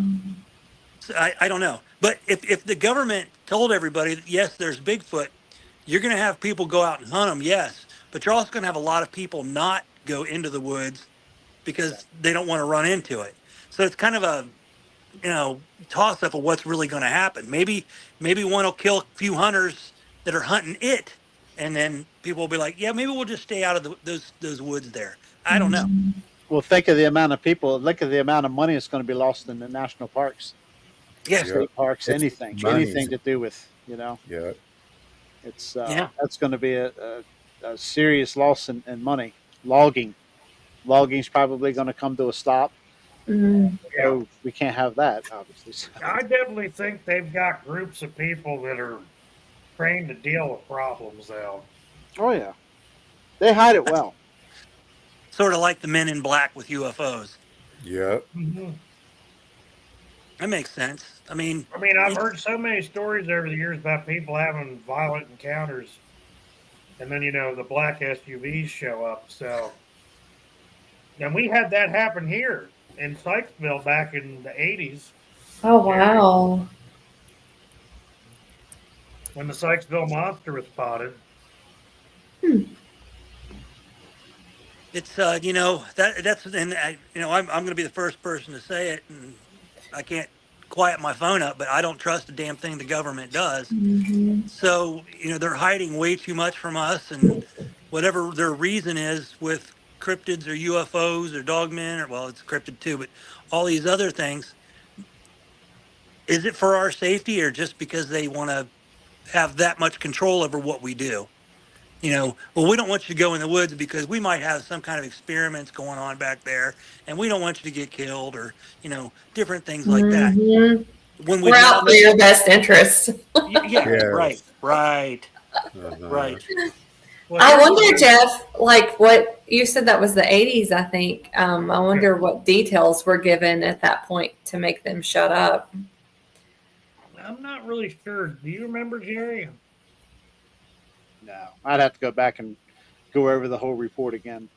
I don't remember, but uh, it's a cover up. Everything's a damn cover up. We know that. Mm-hmm. Well, you think here's a good one, and DA's brought this up on his channel a lot. Why are you not allowed to fly a drone anywhere over a national park? Yeah, Sure. like What the hell's in a Yeah. national park that they don't want you flying your drones over? that's a good And I got a question. point. Why are all of a sudden? That's true, Jeff? And why are now all of a sudden it's okay to fly drones over military bases for days and Exactly. days and not be shot out of the air or something? It's against the law Yeah. for you or For those I or flying anybody drones. here to shoot one down. Yep. The government can do You it. can fly it over Yeah. a state park, but not a national park. Yeah. Crazy. And as Yeah, I know it- so we when go my into son- this RV shows a lot. We watch a lot. My wife and I, and we actually have one too, a channel, but we don't fool with it right now. But anyway, that subject was brought up in the national parks because a lot of them have their YouTube channels and they like to film their ventures, but they can't do it in a national park. Why? Wow. What are they doing to hurt anything? Mm-hmm. The Well, I know my- excuse they were giving is because they didn't want anybody making money off of it, Now, I have to look this up, off but their I'm not videos sure. on their I'm channels. not sure if Green Ridge, where I was camping this year, I can't remember if that part of Allegheny, if that's national or state. But when we I don't were think there, that's a national park. huh? I don't think that's a I national think park. it's I state. thought that was a national forest. It could be. This is Maybe. Allegheny. This is in Part of- Maryland. This is in Pennsylvania. Oh, okay. There's two Alleghenies. There's Yeah, There's Allegheny GA. is national forest in Pennsylvania. Yeah. yeah. Okay. And you got Allegheny in Western Maryland, which is where I found the tracks. I found an abandoned camp, and I'll send you guys the pictures of that. Jerry and David have seen them, but somebody had built a campsite in under this little rock wall. It was just like a little cutout in the embankment, and they had like their whole little camp set up in there. And when we were out there and found the trackway, I walked up on it while I was trout fishing. The only way anybody would spot this if they had been sitting exactly where I was, because you couldn't see it anywhere else on the trails or anything. The only other way is if you've been up that abandoned trail or been right where I was fishing. Like, if you were just hiking through there, you would have never seen this campsite. Wow. Miss V, I'm just happy he's Thanks, still awake. It's a win. He is still awake. But that was one of the weirdest. We were kind of freaked out about it, me and the other two guys that were with me. Like, we went over there and checked it out because there was a sleeping bag and a bunch of stuff laying up in there, and we almost were wondering if maybe there was a body in there. Mm. The only way you could get in there is wade across the creek or kind of hug the embankment on the other side and go in. Either way, you were getting wet getting into there. Oh, And, wow. I mean, there was rakes and shovels and cooking utensils, There was a bunch of cast iron pots and pans. They even had solar lights out on this little tree that had grown out of the side of the rock. And they had a freaking solar panel attached to these damn Christmas lights they had out there. And there was a notebook, but all it said was something about rides and cigarettes, and that was it. What? Yeah. it was weird. I took a bunch of pictures of it. That was also the same place where I found the trackway on the ridge above the camp, and this abandoned campsite was right around the curve in the creek. And that was also the same place where I got the mimic of something snoring, mimicking my buddy while I was laying in the hammock in the middle of the night. Oh, your buddy or you? Now, the guy next to me, the other one, he was making some weird ass noises. I don't know what he was. But I was hearing this, and you could hear a snore coming from directly in front of me trying to mimic him. Oh, Keep wow. in mind, the two guys that are with me, they're in hammocks behind me. And I'm facing this thing. And all of this stuff happened in the course of one weekend. Mm-mm. I also found a lot of weird stick stuff, too, that our batteries kept dying. I couldn't get video of hardly anything. And we had solar chargers and all that stuff. You explain to me how a solar charger doesn't work. Because every time we try them here, everything works fine. I go out on one of these camping trips in one of these areas, and the stuff just quits working. It's probably a jammer, so you can't All use of our it. battery banks drain. Everything. Yep. Mm. That's probably done on purpose. That's for sure. Yeah. And I've got dogman reports out around that area, too. We camped in West Virginia. That was a weird place.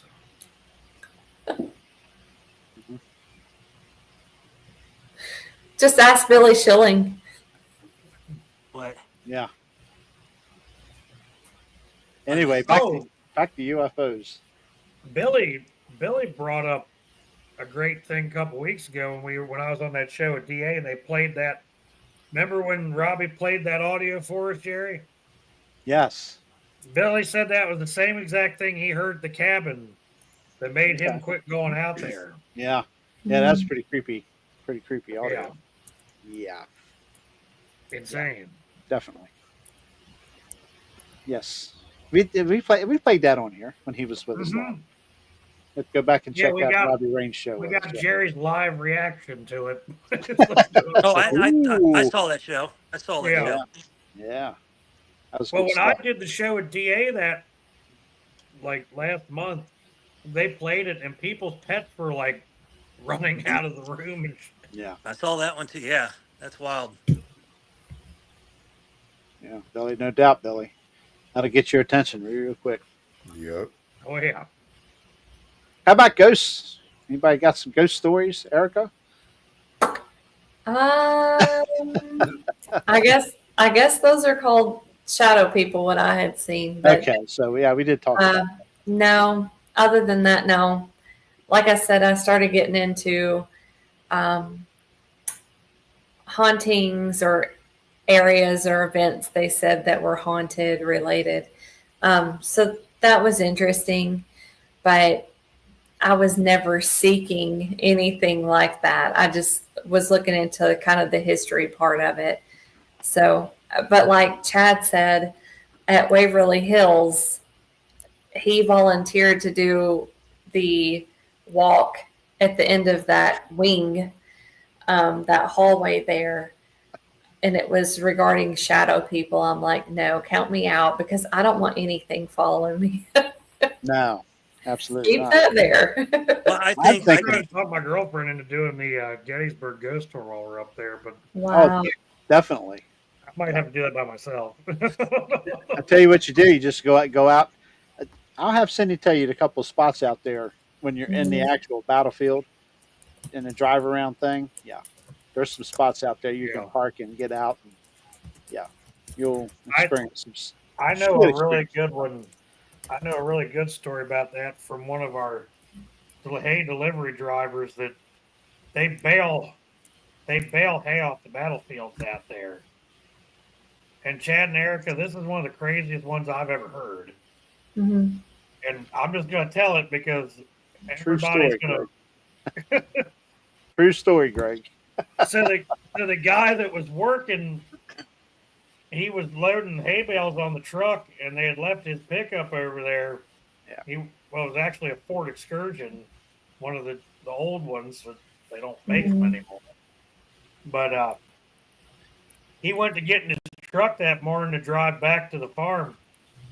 And he gets in, and there's a Confederate cavalry officer in the passenger seat. Oh, Yeah. no. And not one of the reenactment personnel. No, not one of the reenactment ones either. And he's like telling me this straight up, and I'm like, dude, like, That would mean you'd see a real fast exit stage left back out. yeah. And I was like, what'd you do? He's like, I gave him a ride back to the farm. I'm like, Wow. He's got guts. He's got guts. he's like, Obviously, I wasn't going to hurt him. him on my way back. That's so cool. That What is a so long, quiet drive. After a while, he just faded it off as he was driving down the road. The guy just disappeared. And I got an idea. I'm thinking we need to get Erica back here. Any ladies in the chat or anybody that knows anybody that might have some ghost interactions. My Yeah, wife's awesome. got a couple she can talk about Mhm. and have a show about that. That would be cool. That would be great. That'd What do be you awesome. think, David Blaylock? I love the idea. Love that idea. All right, bro. Yeah. That's cool. We can have up to 10 people in here. So, Oh, wow. total. Oh yeah, we can have up to 10 people. So, well, 7 counting us 3. So, unless we kick Jeff out for the Yeah. night, but he can't do that. Everybody I'll loves Jeff. I'll go man the chat room while you guys are. No. Yeah, All I bye, gotta do is Dr. T. mention- That's like when Misty says she's busy, but then she ends up in the chat room the entire time. Yeah. So I'm thinking we're gonna have Phyllis and John back on again. John's got a ghost Nice. story, and I'm seeing Phyllis has got a UFO story, and Good. we all know John's got plenty of UFO stuff to talk about. So we're gonna try to get. John's them got plenty of haunting stories too. Remember that? Wow. What's that now? He had plenty of haunting stories too. Who? John, where that one Yes. place they lived in. Yeah. Yes. I think he touched on some of that, but I Yeah. think it was one of those. We'll do a different show next time for that. But yeah, for sure. Yeah, it's really bad when you catch one on your security camera like I did that one. Mhm. Creepy. See, I thought I was seeing they got a thing called rods. You ever heard of those? Rods, yeah. But what I've come to the conclusion is, after researching it, that most of it is the speed for the frame per second or whatever it is of your camera. Mhm. So it could be a moth flying by, but but for the longest time, everything that flew by my and we kind of live in the woods, but we're not like surrounded all the way around. So I was like, oh my gosh, we have rods on camera. Check this out. And I was taking pictures, and then I got on the internet and oh wow, it's just a moth. Damn. Yes. Yeah, it's the Oh, yeah. exposure, the amount of exposure time. Yes. Yeah. Catches I get them all the These time. are Shutters crazy. open. Yeah. Crazy I get them all the stuff on time on my game trail cameras. cameras. Oh yeah. Yeah, Cherry's got ectoplasm on a camera. Yes, I do. I have an ecto, and I'll try to remember to send that to you guys. Mhm. Erica, you Yeah, should okay. send yours to them. Yeah, I can do that. Or I'll send it on Messenger to you guys. Okay. You have ectoplasm on camera. Hmm. You might have been gone then, but at the Eastern State Penitentiary. Oh, okay, that's right. Yeah, that's when that happened. I didn't know what I had, and I didn't know what the Didn't know either. ectoplasm was at the time. You know, all I had is like a ball of flame. There, you know, not a ball, but an actual Eastern State, area of that's fire. State or Ohio. I can't remember. It's in Pennsylvania, Philadelphia. Yeah. And then Waverly Hills is in Ohio, isn't it? Louisville, Kentucky. Louisville, that's right. Yeah. Yeah, I've always wanted to go to Eastern State. I've watched a lot of the Ghost Hunter stuff back when. It's a very cool building. You need to go to Mansfield, Ohio, to the Yeah. Ohio Oh, the reformatory. Mhm. Yeah. It's been used in a lot of movies, and um, I've it's always wanted to go to Waverly Hills. that's neat too. It's cool. It's cool because it's definitely like what you've seen on TV, and it with the TV and everything and the open areas up front. It's crazy because it's exactly what you've seen before. A lot of people are freaked out about going into those haunted places. That really, I've been in a lot of creepy old buildings. Mm-hmm. Yeah, I'm not a fan of it, but Once you feel like you've been getting stalked by a dog man while you're turkey hunting in West Virginia, you really don't. Nothing really freaks you out that much anymore. Right. When you're backing up from what looks like an ambush point, and you feel like something's waiting for you to walk through the opening. Not a whole lot really rattles me after that incident. So I've never had a one of problem the going reasons why I into. won't turkey hunt in West Virginia on Green Mountain anymore.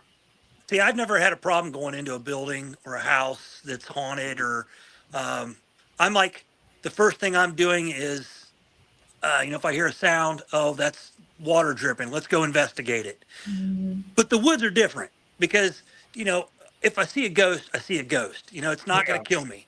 But if I see a dog man or a Bigfoot, it's going to be a whole different experience. It's something that'll make me never want to go probably into the woods again. But if I That see a makes me ghost, wish I hadn't bought that thermal. Mhm. Like the other night, I was looking for that deer. I'm like, I hope nothing walks out of here on sea legs while I'm doing this. walks right past you. Oh boy, yeah. That ectoplasma picture I have, I'll show you real quick if you want to see. Sure.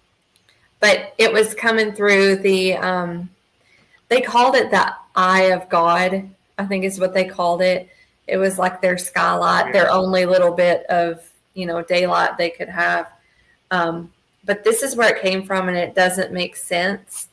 But if you can see, I don't know. Okay. But there's like the bottom of the cell, and then the window, and then it was shooting up. What in Wow. the hell? That's It's pretty pretty cool. crazy. That is. That's cool. I can't explain it. It just happened. So, but I'll send that to y'all. I wish my one friend still had it, but years ago on a game camera back here in the behind the lease property, behind the farm, there used to be there's an old barn down there. There used to be a slave quarters down on that property, and they had a camera set up by that spot during deer season one year, and they got the glowing outline of a teddy bear. I saw this on the camera while the deer were in the frame eating corn. There was a damn teddy bear. It looked like just the glowing outline of a teddy bear. I mean, you couldn't have gotten any more perfect. It was the weirdest thing I've ever seen. Wow. That's crazy. That is. The weird thing was the deer weren't even spooked by it. And it was there in the frame. That's wild too. That's a whole nother thing to think about. Like, I don't like seeing weird stuff on game cameras. Especially when it's somewhere I gotta go. yeah, but I mean, just the point of what animals can see that we can't see. Like that's a crazy topic or thought. Yeah. We had, when we first moved into here, we had deer walking through our front yard, and other animals. I installed security cameras all around the property because I kind of wanted to see, because she has a garden out back, and if anything got into her garden, I wanted to see what it was. But since we put those, I know animals can see the infrared. There's no doubt they can see the infrared from the cameras. Yeah. So no animals at all come into our yard anymore. Mm-hmm. But we did have one of our game cameras removed from the tree and laying on the ground. Oh, that's nice. Mm-hmm. Did you look to see like the last footage you could see before that happened? You could see what looked like either the hairy side of a face or maybe like a hairy hand had grabbed and that camera, Jerry, I don't know if I ever told you this, was in the same spot Josh and I got screamed at Yeah. working on the deer stand. Stop. Yeah. That's wild. Very interesting. That's Now, my old neighbor used to Going say, up. "We're here." That's not even really the spot where all of the crazy, like all the stuff we've had happen. Mhm. That was just like a one-time deal up on that hill. Everything else weird is usually over towards the neighboring property where your buddy's at now, Jerry. So maybe he'll My buddy, huh? maybe, Okay. maybe he'll you know summon something while he's back Maybe. there. Maybe he'll be the lucky one. Yeah. But with all the crazy stuff you've seen, Jeff, do you feel like any of it's seasonal? Over here, yeah. Between like, as far as Bigfoot goes, now the paranormal stuff that could happen whenever, but it's always between like late September and like March for me as far as the Bigfoot stuff. Mm-hmm. Okay. And that's super cold there. That's the other thing. Only time I ever hear owls is between like end of August up until about March, and then I won't hear owls the rest of the year. Mm-mm. Crazy. I actually had a black mass float across the yard a couple months ago. It's like a cloud of energy. While I was on the phone with Perry Browning at 11:30 at night, Oh my standing on the God. front porch. Yeah, I've had people on. I've had the old owner. We caught him on the security camera. He'd been dead for 20 years. Right out here in front of our store, our farm store, right in the driveway. That's wild. That's crazy. I'm going to try something here real quick, Eric. I want to see if you can see this ectoplasm photo here. Okay. This was taken by a trail camera at my parents' place right behind them at their garden. I was at the ectoplasm. Yeah. It's in our outro whenever the show's over. Play Yeah. photo of it's in there. Let me see if it's. Yeah, it shows. Okay. Oh wow. You see that right there Wow. on the. It's like a flame. Well, I wouldn't say a flame, but like a webbing over the bushes. It looks like. Oh, it's actual. It looks like fire. If you can bring. This is not a real good picture. I mean, you can't Okay. blow it up large enough. But I'll send you the picture. That's Look at And I've wow. been in Actually- that same spot, and there's nothing there that could really. Well, there's no garden there now, but just it's all part of the hayfield there now. That's But, wild. Yeah, I've been there. I want to do that. Wow. There's actually what I of all Could you draw a crazy red? things. Could you draw a red circle around it so we can see it? Let me send it to Spencer first. Yeah. But to the left of that, when you're looking at that fire area where it Yeah. shoots up and starts coming down the left side, before you get to the bottom of the photo, it looks like a face of Ew. Oh wow. something with two eyes. Is that like a nose at the bottom? At the bottom Well, left. there's two kind of- eyes. There's like two whites of eyes and a black pupil in the one eye. I'll send it to you. I'll just send it to you. Okay. Yeah, I want to see. You can That pull it up reminds and me get of a that. nose down there. Yeah, What's the round thing? that's just Okay. a pie. That's our UFO it landed. No, I'm just kidding. It's a that's a bean. Looks like a behind it. strainer. It's an old aluminum pie tin Oh, yeah. that you Okay. would fold up and throw away. Just the wind would catch it and bang on a steel pole. That it's is- hanging on. Jerry, that's a wild picture. That Yeah, is. that's wild. I definitely want to see that. But you just open mind. You look at that left hand side right before it gets down to the bottom of the picture. Yeah. I see something. So, Does that look like a cheekbone to you, that line? oh yeah. Yeah. Oh yeah, you'll see a face whenever you get the photo and you blow it up. You'll see, wow, that Mhm. could be. That Yeah, I could want to see that. That's crazy. What do you think that means, though? I don't know. I don't understand what happened. Uh-oh. Jerry, There we you go. gotta look back and see what Naomi said about the black mass floating across the yard.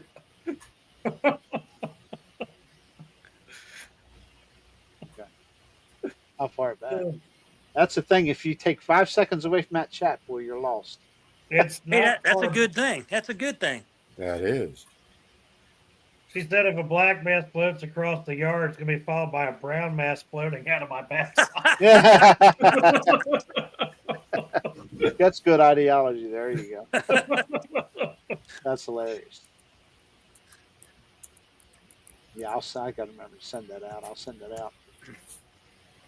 Oh my goodness. 141, Jeff. Hour and 41 minutes. David Blaylock, are you going to talk tonight? Oh, Man, I've been blabbing all night. In the chat mostly. He took Jeff's spot tonight, except he hasn't I fallen did. asleep. Doesn't Yeah, fall asleep yet. I'm awake tonight. Y'all are in trouble. I don't. I get so intrigued by everybody's stories. I just get focused on listening. My thing is I know I make chats a lot, but I'm more or less paying attention. I never have questions because I want to listen to the stories that people Yeah. tell. Yeah. Listen And and it's learn. just like, Sure. yeah, that's, I mean, to me, that's because I actually took notes on a couple of these things. I'm writing stuff down and Now, Billy, that's not true. That's not true. It's My only thing is, 15 I minutes gotta late keep tonight. moving around doing Jeff, I'm something. talking. gonna Stop. fall asleep. I'm trying to stay awake, Jerry. You live? Trying to stay awake. Who, me? I'm wide awake. Gotta I'm stay wide active. Anyway, I was saying, Billy, you can't count not a half hour. Only 15 minutes late. Tell you who do we got to blame that on, but that's okay. Somebody had to switch from a cell phone to a laptop, so. There's only one person in the group that's actually traveling away from home right now, so I'll let you guess who it was. Oh, man. the background gives it away. But Erica, you had mentioned that I don't know how much you want to delve into it. That you had a near-death experience. Mm-hmm. Touch on I'll that. go into details if anybody wants to know, but briefly, I was 16 years old and I got in the car with my coworker who I didn't know very well. We were just coworkers for several months, and we were getting in the car and I put on my seatbelt and he's like, "No, don't worry, it doesn't work." And I'm like, "Okay." So I kept trying and then it didn't work. So on we go. And I remember certain things about it, but the last thing I remember was we stopped for gas. And the next thing I remember was waking up at the hospital. And so I was told the story. We crashed 80 to 120 miles per hour. It was a 2-lane country road, and it went downhill. Bottom of the hill was a bridge, up the hill, and then off to the left. And he was turning left, but didn't turn sharp enough. He went off to the right, overcorrected, and we went end over end 2 to 3 times. Wow. We both flew out of, because he wasn't wearing his seatbelt anyway. But we both flew out of the passenger window. The front one, the windshield was completely busted, but we both flew out the passenger window. And this was all told to me from the accident reconstruction. And but anyhow, EMS gets there. We're on both sides, each side of the road, like separate ditches. And they found him first. A witness told them there's a girl there. They eventually found me. I was found without a heartbeat, and they resuscitated me. Flew us both to the hospital, and we both made it.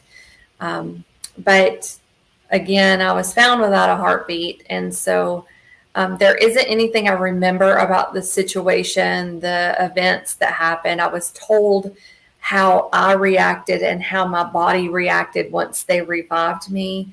But those things, obviously I was in shock. I do not remember those events. I do have recurring fears from that, and effects from that, subconscious, effects from that, that don't make sense, but it makes sense if you think about it. And I just, I can't connect the dots, but you just kind of have to look at it overall.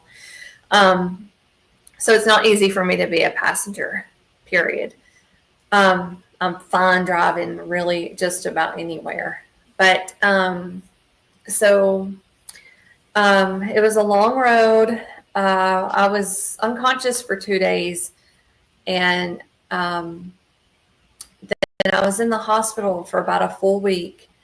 And then there were a lot of things after that. I won't go into that. I can on a different show, but there were a lot of long drawn out healing, my body just healing and trying to get back to normal from that.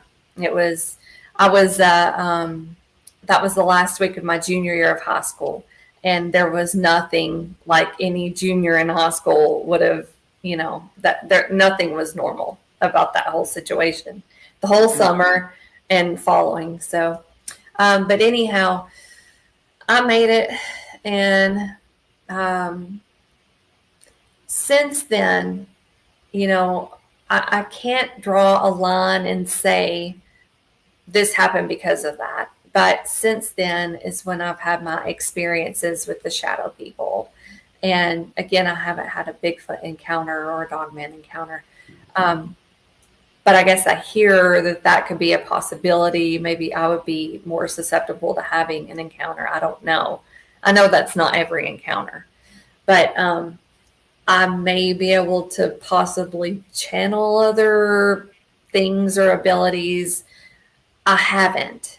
I am starting to feel a little bit more, and I'm way over 20 years since that happened. I'm 24 years since that happened. It was 2000.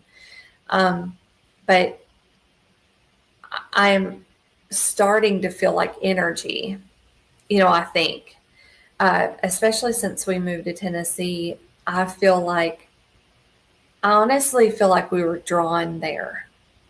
And I can go into detail later, but there are so many things that have happened since we moved there, and things are really kind of starting to feel right in life for a change, which is a great thing.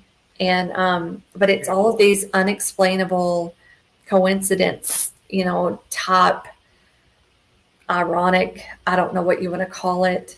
But it's almost like things telling you belong here right now. I don't even want to call it religious or anything like that. I don't know the appropriate word, but wow, it kind of feels like you're supposed to be alive right now. You're supposed to be here right now. And I think it's pretty cool. Like the more that this is happening, I think it's pretty cool. So no hauntings for me, I would say, even though I might be more likely to have that stuff. It's just not been my way or my encounters, really. Again, I don't wish for that to happen. Mm-hmm. I understand that could happen, but I'm just to the point where I'm cool with this energy thing that I'm feeling right now. I know that for... Go ahead, Jerry. I'm sorry. Thank the man above that he had other ideas for you. Yep. I mean, I've been told that a lot. It's just like, it wasn't your time. I've been told that and other things. And I even, I was raised Christian. I was raised in the church. And, but then, my parents started working more and we stopped going to church. And so we didn't go frequently at all, but we still went yearly a couple times. But like after that happened, I was in so much shock, and it was so, I didn't know what to make of it, but I knew that I was thankful to be around. I'm like, how was I saved? How was my life saved? It was, I don't know exactly how to explain it, but I felt like I was spared, like, again, like people said, it wasn't your time or whatever.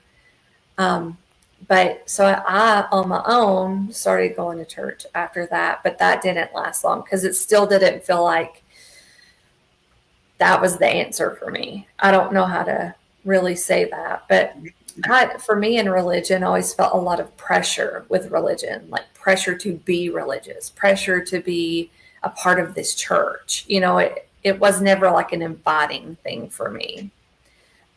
But that's just been my experience. But yeah, it was, I always said though, like it was like God took me, lifted me up like this crane, moved me over here and just dropped me. It was like, deal with this, is what it felt like. Wow. Chad, I interrupted you by I accident. can't. Well, yeah. Oh no, coincidences. So she talked about that. We've had so many where we're just like, they talk about angel numbers 11, 11, 1, 2, 3, 4. And we talked to that one night with River. And I said, the amount of times that we'll just be sitting here together, she'll be in the kitchen, I'll be on the couch, and we'll both look at each other at the same time and say, oh my God, it's 1, 2, 3, 4. Or, it's 11, 11. And we've run into that, and we've run into so many other, just when we moved here, we went to Cookville, which is about an hour and 15 minutes away from us. And we ran to streets with names of places where we lived in Dayton. So one was Inglewood Road, which is where we actually lived. There was a Twin Lakes, which is the cable company down here. That was the name of my condo association. And I can't remember what the other one was, but they all just like right away, I was like, this is really weird. And then driving up and down 52, there was some things that I told her, this is just really a lot of names from back home that are kind of like, maybe it was telling us that we're like she said, where we need to be is the only way I can look at that. But there's so many coincidences. Every day we have something that's, Yes. coincidence. And I think it's just because we've opened our minds even more, and just started paying attention. It's not like I stare at the clock going, oh, it's, 1, 2, 3, 3. It'll be 1, 2, 3, 4 in a minute. I'm just going to stare at the clock. You look at the clock, it's like, oh my God, it's 12:34. It's things like Yeah. that. Yep. So you wonder if something in your life is changing, or I don't know. Cindy goes through the same thing on the clock. I can't remember what the time or numbers are. I know there's a 7 involved in there. So it happens a lot. I've done 11:11 since I was a kid. And every time, you're a kid, you go to bed at, depending on how nice your parents are, you either go to bed like 8, 9 maybe. But I would always wake up at 11:11 or always roll over and look at the clock and it'd be 11:11. And that always baffled me about that. And then we met somebody that we knew, and she had a tattoo of 11:11 on her arm. It's like, what's 11:11 mean to you? She's like, I see 11:11 all the time. And then I started reading about it and how many people see, again, what they call the angel numbers, 222, 777. It's just weird. Wow. Well, not 777 on the clock, of course, but Right. Yeah. I really need to start writing it down, because it's more than that for us, because it's almost like we strangely say like a word, and at that moment within like 2 seconds, somebody says that word on TV. And it's crazy. I just don't know how to explain it, but I really need to start writing it down, because it's beyond ironic. It's almost like when you have like sometimes I'll have like deja vu where I think about something. Yeah. And then the next day, the same exact damn thing happens. That's another topic that Chad can go into. I think deja vu is deja vu, again, we go back to what I think about dimensionally. You've experienced that already elsewhere in another, whatever, as you, and then you experience it again here. Because I'm sure, Jeff, with you too, and all of you, you've experienced something that was so clear that I know I've done this before. I know I've seen this before. Yep. What's the scientific explanation for that? Well, you really didn't. That's what they tell you. You really didn't experience that. But I know, because if you would have asked me at the time, I could have probably said, well, I know what's going to happen right now. You know, this is what's going to, I remember this. This is what's going to happen next. But you're not thinking of that. You're thinking of it when it's over with. Man, I know I've experienced that before. Yeah. I've got That another happens a one lot for to you. me when I'm driving. Yeah, I can Oh, be yeah. driving and it doesn't happen like all the time, but I'll just be going alone and I go, whoa, I was just I here, just thought of man. one. I mean, I know wow. plenty of us have been struck by lightning. There's You Have too, plenty Jeff? of you? people in the chat that I have not. Okay. There are several people in there that have, but Mhm. has anybody here ever almost drowned? Yes. Yes, I did. I did. almost drowned. Mm-hmm. And Jerry, I'll tell you, you'll know exactly where it happened. That place they call the toilet bowl down there in the park, Yeah. that rapid Yep. that you're not supposed to goof around on, that I was Goofing around on. Goofing around. goofing around I on. think you're a younger fellow. Yeah. Yeah, probably 18 somewhere Oh, around I there. figured you'd be younger than that. Okay. And yeah, I was getting to the point where I was old enough to know better, but I was still a dumbass. So uh, I was dancing around on the edge of this thing, and it. People have died in this spot before. That happens a lot, John. Yeah, John. Yeah, Yes. exactly.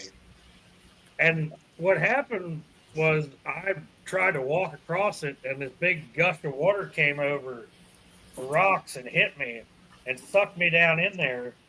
And it was me and like two of my other buddies were with me, and there was like another guy across the creek with his kids. And when it sucked me in, they're just like, all right, he's gonna pop out down there somewhere. Well, I was under there for like a couple minutes. Oh my gosh. And I think what happened was my arm, I can't remember, my arm, one of my hands got, or one of my feet got stuck. And I was under with that thing with all that water pouring down on top of me. And I'm trying to yank my appendage loose so I can get back out. And then finally, it was just like the creek's like, yeah, it's not your time, and just spit me back out. Wow. I rolled out onto a rock about 100 yards down from where I went in that creek. Wow. Yeah, and I That's just rolled up wild. onto this rock. Yeah. I was jumping off of a diving board. We went to Mammoth Cave National Park and we were camping there. And I was probably 13, 14 years old, and I tied a towel around my neck like a cape. Oh, jeez. And I jumped off the diving board, and somehow the cape went over, or the towel went over my head. So basically, I was underwater waterboarding myself. I couldn't get a hold of the towel. Every time I'd move it, it'd move over and I couldn't breathe. Well, obviously, you can't breathe underwater anyway. But even when I came up, I had this wet towel over my face. So I'm, basically still can't breathe. I'm breathing in the water. Nobody's helping me. Probably because but I remember trying to get the towel off, and then it was just like all of a sudden it just, it just flew right off. Not like my hands threw it off of me. I finally got a hold of it, but that was the closest I've ever really been to drowning. And it was pretty scary that I didn't do that ever again. So Mine, I was standing on the side of a freezing river. We had family and friends, and I was furthest down the river. And it was a deep hole. Then it kind of went to like the riffles after that hole. And we were small enough. I had the armband, those blow up armbands you used to have on your arms and stuff. What? And I was cold. So I took those off and was standing in the sand on the edge of the drop off in the hole. And I was just standing there wiggling my toes. And I remember the sand just sloughed off. And I didn't know how to swim yet. And I just remember going under the water. Oh. And I just was floating down the river. And I could hear splashing and, like you just hear people jumping and swimming in the water. And I remember bouncing on the bottom, and it was like big rocks and stuff. And I was kind of floating along the bottom, and it was really peaceful. I mean, I was just looking up and I could see the bubbles, from me and stuff. And I could tell the water was getting more and more shallow because I was coming to those riffles. Yeah. And I just remember hearing somebody splashing right behind me, and I felt a hand grab me and just pull. I mean, I was almost ready to take the breath because Oh. I held my breath so long. And a I cousin was of real mine had peaceful seen me at the too. The last entire second and time I grabbed was me. under that thing. Yeah, it was great. My mom bawled for hours over that. Oh. Yeah, Wow. but it was peaceful to me. And I don't know. It was maybe just the scenario. I don't know. I was so young. I don't know. Wow. It Yeah. might have been beautiful. I mean, I'm not saying you drowning It would be was. beautiful. I'm just saying the sun and everything shining down through the Yeah. water. That's what it was. It was peaceful and beautiful. Yeah. I It's panicked on amazing you mine. weren't scared. Yeah. Yeah, I wasn't. Even when I came out, I was just like, my mind was like, whoa, that was weird. But yeah, I wasn't. Here we And I go. still have no fear of water. I mean, I'm a good swimmer and stuff, but Wow. Yeah. crazy. I wouldn't say I was scared. It was just more like I was kind of at peace at that point. I'm like, well, it's either going to spit me out or it's, you know. And, I and my panicked. buddies were like up top, like losing their minds. Like, how are we going to explain this?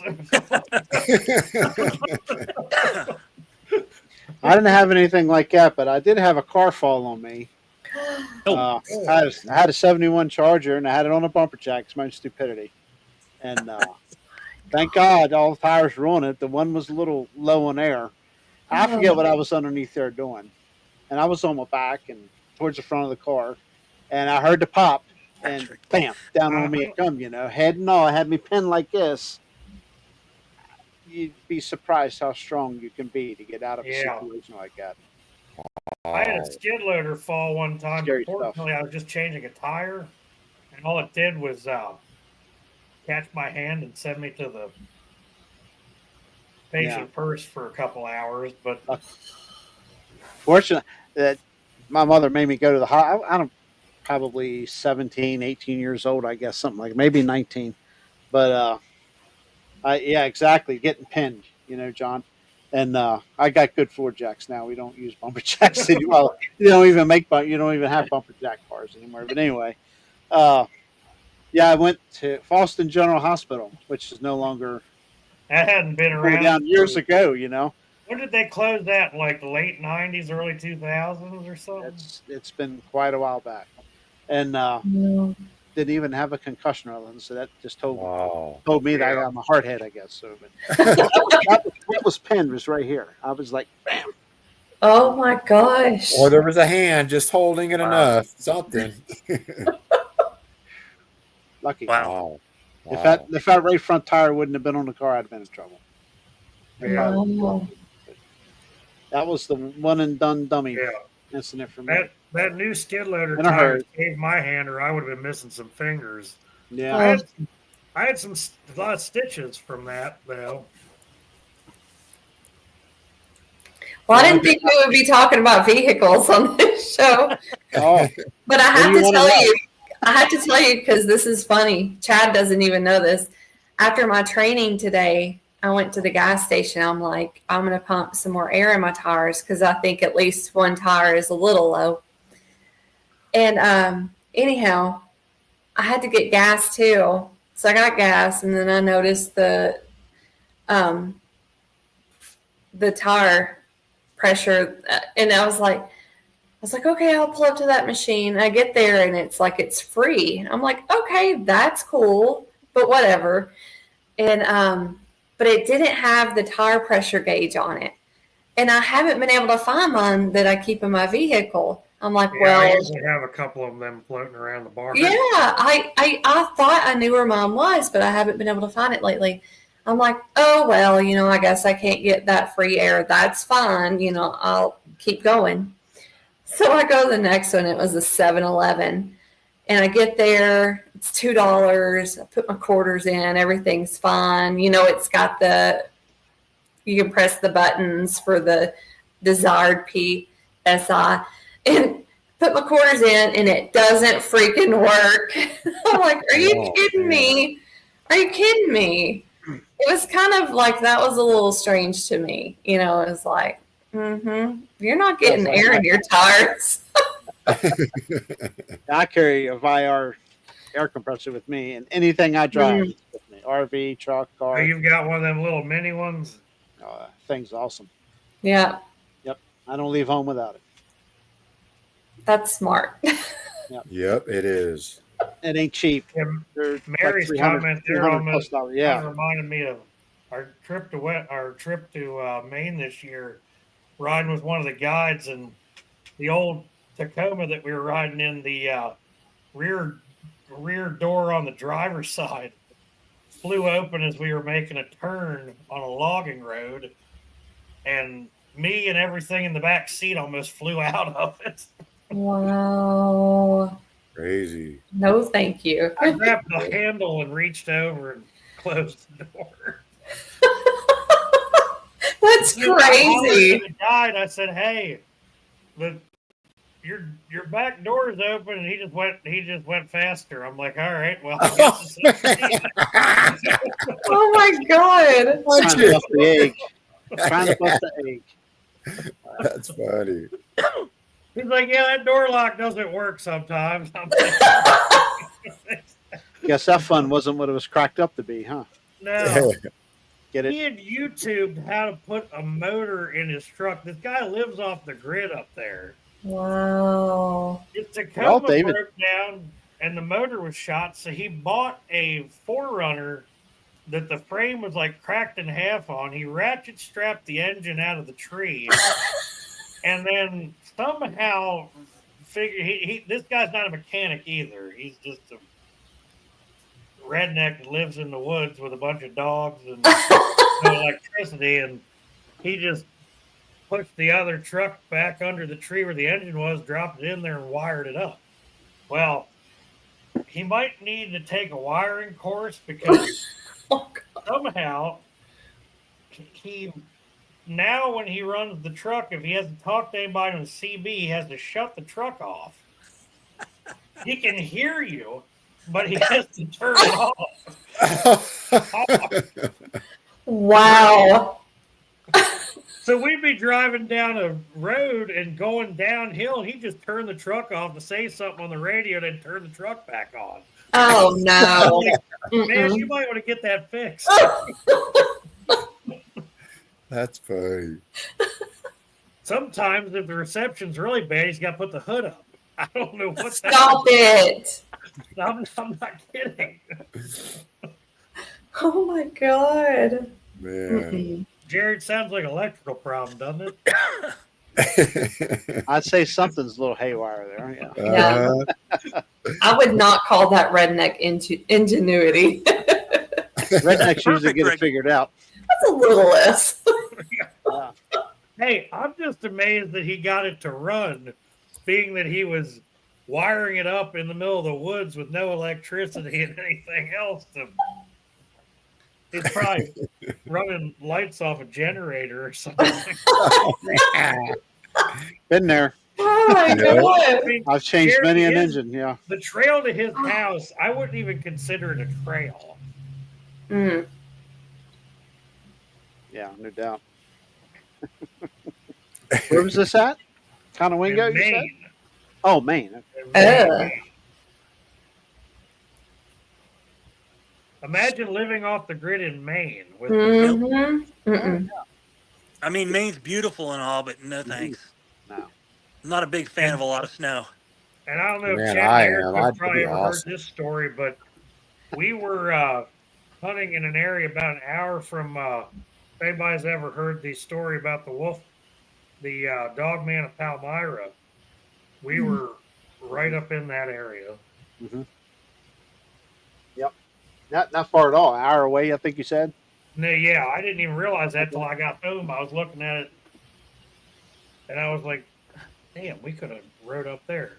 But there was a lot of Bigfoot signs up there on the way through town. There were Wow. Oh, yeah. We're at the bottom of so the state park next to us, the big state park by us is Big South Fork, and Big South Fork connects to Daniel Boone. So we're kind of wondering if because our Big South Fork is really, as the group calls it, boogery looking because of the types of trees, the rocks, So I kind of wonder if there's any activity down there. I've been trying to research it, but I haven't. I see a few stories from years ago, but there's an awful lot of people around here with giant Bigfoot things in their yards. Mhm. And I often wonder, if these people are like us or if they've actually had experiences somewhere around here. Because Yeah. it's not just like one house, it's like numerous houses with Bigfoot things. Yeah, there's some around here, but I know Yep. there's novelty around here. Yeah, Yep. there's Lots there's here. that whole family of them when you drive up through Fawn Grove with that Yeah, guy's house. that's one of the guys I'm talking about. Yeah, Yeah, they're scattered Oh. throughout the county. I kind of want to. I I may kind of have. want to pull in there one day and ask him where he came up with.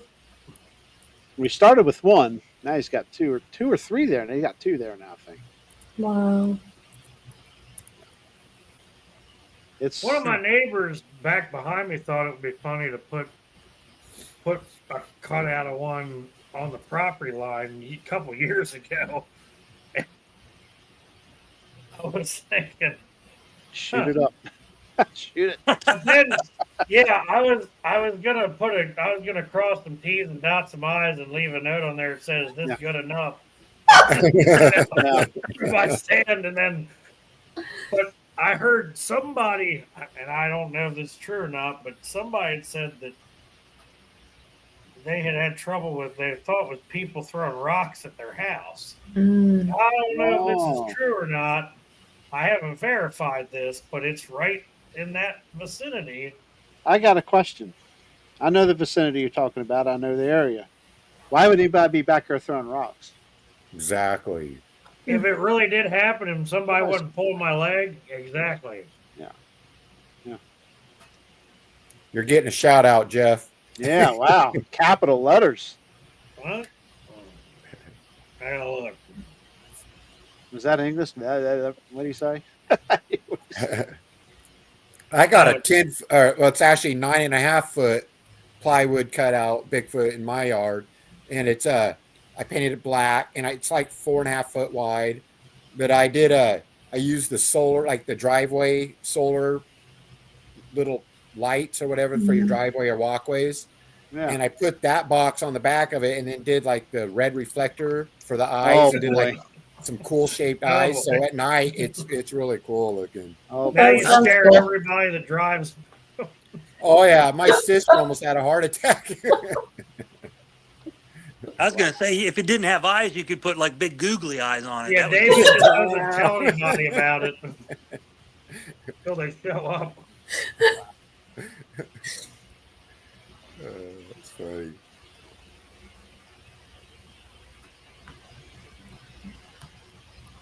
River did ask a question a while back to you, Chad. Said, "Do you think the UFOs brought the Yowie or the Bigfoots here I've heard to that. make us wonder or something to make us ponder?" I've heard that scenario before that Bigfoot and other cryptids are actually beings from another world. I mean, I've heard that mentioned because sometimes Bigfoot are associated with UFOs in the area. I mean, maybe it's like the UFOs stopping to let the dog out to go pee.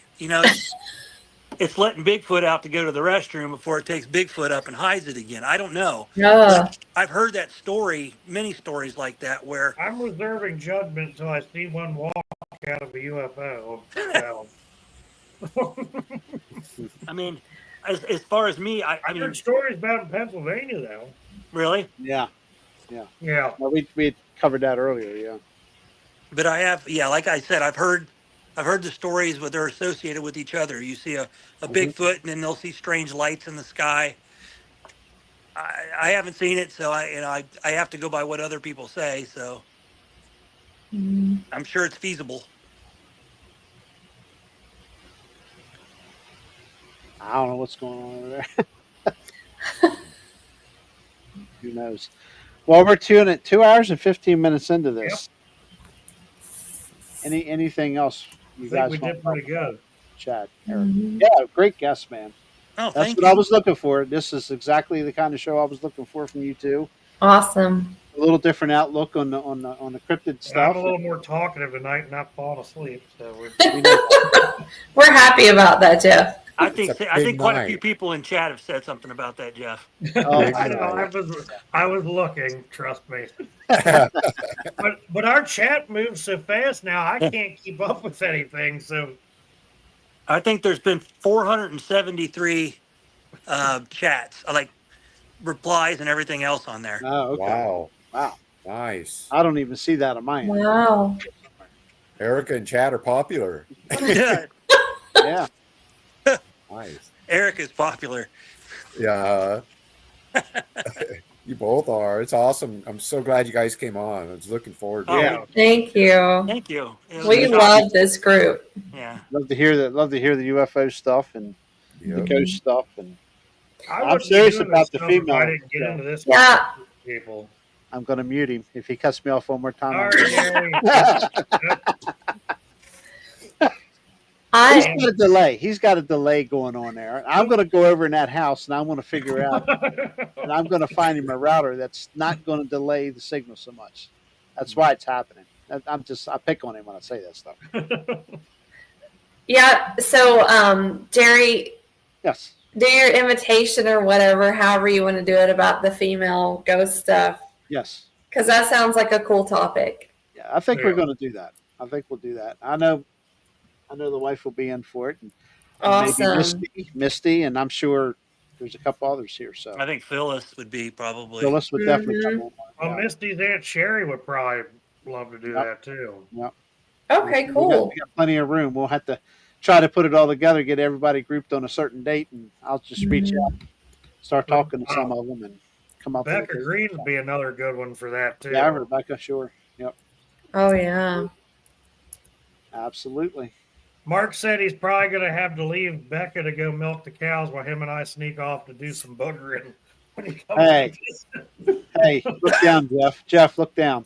Oh, hell. Oh, look who it is. Oh, Oh, my Lord. Look who decided to come in this silly little show we have. Did he It's the wake old up from possum. his nap? Oh, possum. Why are you still awake, Spencer? he must have the day off tomorrow. Well, he's been sick, I believe so. Oh, that's- Again? Or Spencer. It's probably from Who's Spencer? Teflon. It's probably from Teflon cooking utensils.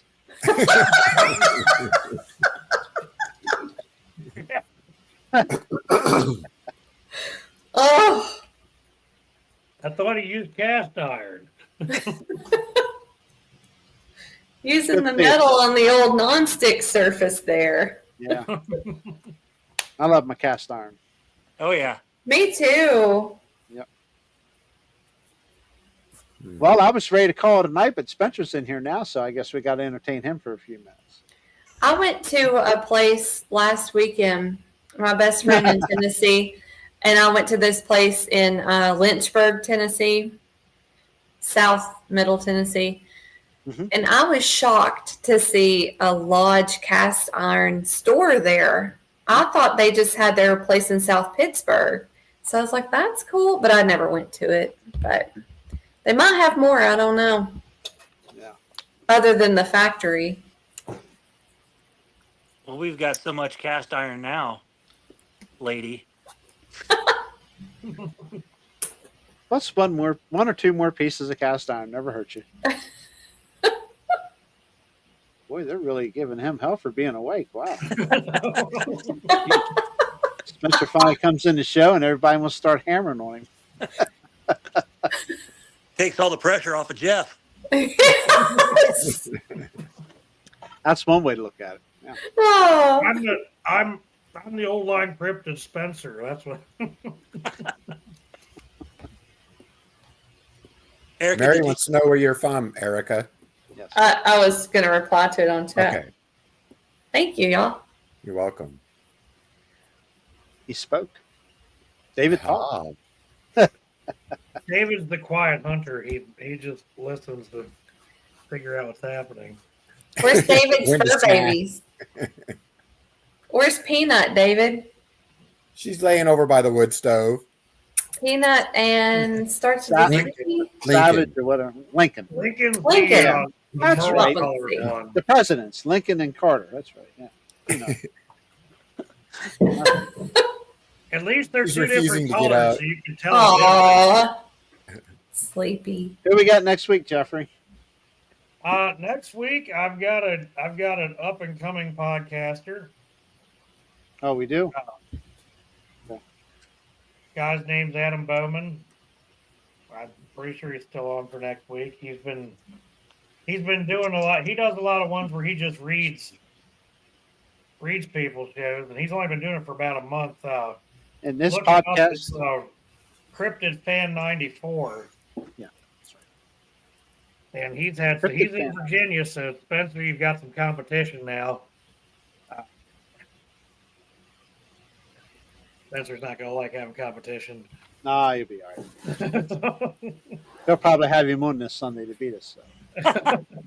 Hey, speaking of competition, Jerry, what do you still do the tractor pull filming? Oh yeah. Yeah, I've that's been what he doing that does for a many living. years. Shut up, Erica. Wow. What? Oh, Wow. Spencer. Usually we're a-holes. Oh yeah, everybody is to him. I was just wondering what that's like, Jerry. Doing what you do. It's fun. A lot of fun. It's something my two uncles got me started in 1975, early 75. Wow. But now filming wise, I started in 1994, I think. Wow. And just started doing it full time, and then along came YouTube, and the rest is history. So, That's awesome. love it. Yeah, and Jerry does a show on Wednesday nights Yeah, tomorrow night we'll do a for the tractor pulling. Oh, okay. yeah. How far do you travel for that? Well, I used to go from the Atlantic to the Mississippi and New York to. I've been as far south as Georgia, Florida, in that area, but Oh, wow. Wow. mainly right here, Maryland, Pennsylvania, Virginia, Ohio. Did some. Obviously, Mm-hmm. Chad and I talked about that. Mm-hmm. Port Recovery was one of my favorites. I always enjoyed going there. It's been a while since I've been there. That's wild. It's a lot of fun. Yep. I've seen- On the road a lot. Yeah, but you get to see stuff, which is cool. Oh yeah, that's awesome. Yep. I love it. It's been a passion. I started filming, and it just kind of stuck. People That's buying so stuff, cool. buying stuff, and then like I say, YouTube come along, and wow, it's a fun ride. Mm-hmm. Ride the wave while it's high. That's what I say. Right, Jeff? Yep. Now we even do antique pulling, don't we, buddy? Yeah, We can do some they antique. do. They cover a lot of it. Yeah. And Let's see. you need to. What's happening with your antique guys? Why aren't they doing it? Coming soon. They're getting ready. That'll be another show. I'll be doing 3 a week, but Oh, not boy. every week. Yeah. He doesn't. Well, you don't film as many antique pulls though. Not as many as I do our East Coast stuff. No. No. I think I'm going to be at an indoor pool end of February, 1st of March, down near, not too far from Spencer. I found a guy that's willing to come along and help film one of the tracks, so I'll be happy to get back to that one. I don't know how to run that equipment, Jerry. I don't know. It's long days, I can promise you. Antique pulling is long days. Yeah, because it takes so long for Wow. the tractor to get from one end to the. Yeah, to the other. depends on the speed of the class, speed limit of the Well, class. and when you guys are running those super stocks, and then you're Fast. on to the next one. Oh yeah, very fast. Unless somebody blows up, and then they got to drag it off of the course. So. Well, we hope they don't, but it does happen. Like when Brian's wheel came apart. Yeah, Easton. Yeah, that was pretty cool. Yeah, we'll have a Spencer Jameson. Yeah, I have to see. I mean, I'll have somebody. I'm not sure if he's driving down or going with me or whatever, but that's the game plan anyway. I'm trying to think of the town. Spencer, you know, right? Yeah, we've talked about it before. I can't remember the name of the town in Virginia we're going to, but it's a pretty cool deal. I can't can't remember the name of the town. That's something. I'm going to this big indoor pool again. And I can't remember the name of the town. Spencer, in case you're It's wondering, down just next one down from Gretna, Spencer. I got a flathead 660. If you're wondering what I'm smoking, Spencer.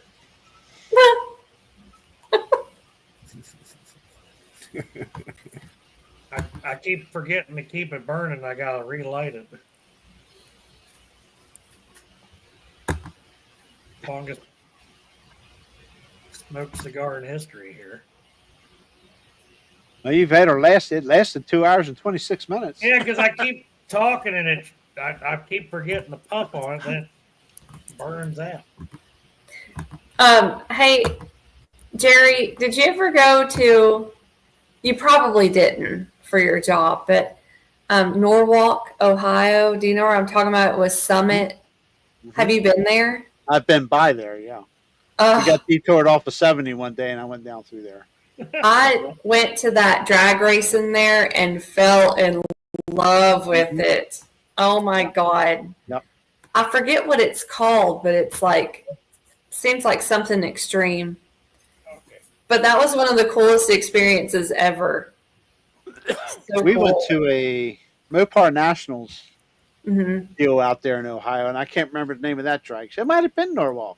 I've been to that too. I think that one was closer to Columbus. Yeah, it is, but maybe I'm thinking of a different place. But I'm trying to think of that one. No, that said it was Norwalk. I've been there too. To the Mopar Nationals at Norwalk. yeah, Yeah. that's the one. I'm pretty sure that's where we were at. Yeah. Mm-hmm. Yeah, I've been to that one probably like 15 years ago. Oh God, That's so cool. I love, like, once I saw that, I'm not like a NASCAR fan or anything, but once I saw the drag racing and you can feel it and you can see it in the flames and it's crazy and that was wild. Oh, yeah. I would definitely do that again. Observe I it. just want to know if you were talking about Danville. I'm looking it up right now because I can't remember. I'm looking right now. Hold on a second. Yeah, there's a right on speedway 29. right down from us in Cecil County, not far from one of the very active areas. Oh, wow. And people will just bring random stuff down there, stuff that probably shouldn't even be run on a race. Mm-hmm. There was one guy down there trying to do burnouts in an old beat up F-150 one day, and I think he was just trying to kill the truck. I don't think he was really trying to. Chatham, Virginia. Chatham. Oh. That's right. Have y'all seen those hilarious Ford Ranger videos? Oh, I'm not going to say it. Ford Ranger. Do you know what I'm talking about? Oh, yeah, when they're always trying to destroy Ford Rangers. No, it's like, well, they do that too, but I'm not going to say it, but. There's a lot of expletives, yeah. Oh my God, it's so hilarious. It's this one dude and it's so generic and so cheesy, but hilarious. Oh my God, I'll send you that on Messenger too. Ugh. Is that one Southern fella? It's a redheaded guy. Probably. Does some goofy videos and stuff. Ginger Billy. Ginger Billy. Ginger Billy. That's who I'm thinking. So funny. What about the drunk guy that always gets pulled over doing stuff like driving a scissor lift or what was that? Spencer. We'll talk about anything. Oh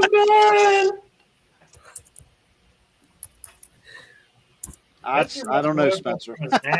She's talking about me. She's talking about me, Spencer. Mary asked a question too. Yeah, what did Mary She asked if you guys have went to Wampum Raceway. I've never heard of that.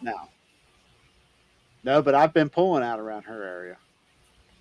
Yep, I know several families out that way that are all but neighbors with her from Palm Bell, Pennsylvania stuff. River says it's 2:15 at 2:15 p.m. Yeah, Aw. And down under. down under. That's my Aboriginal brother there. Yep. River's the man. I tell you, he is one hell of an artist. Yeah. He He is. could draw some stuff. Yes, he can. Oh, 30 minutes away. Cool deal, man. Okay. Wow. Good deal. Yeah, we'll have to I have to maybe hook up. I mean, once it starts, I have no time for nothing but filming. But I usually try to get there a day early. So Yeah. we'll do a live. We'll do a live. We'll go out in the woods there real quick. Do a hoop and a holler or something. Yeah. I'd bring Jeff along, but I don't know.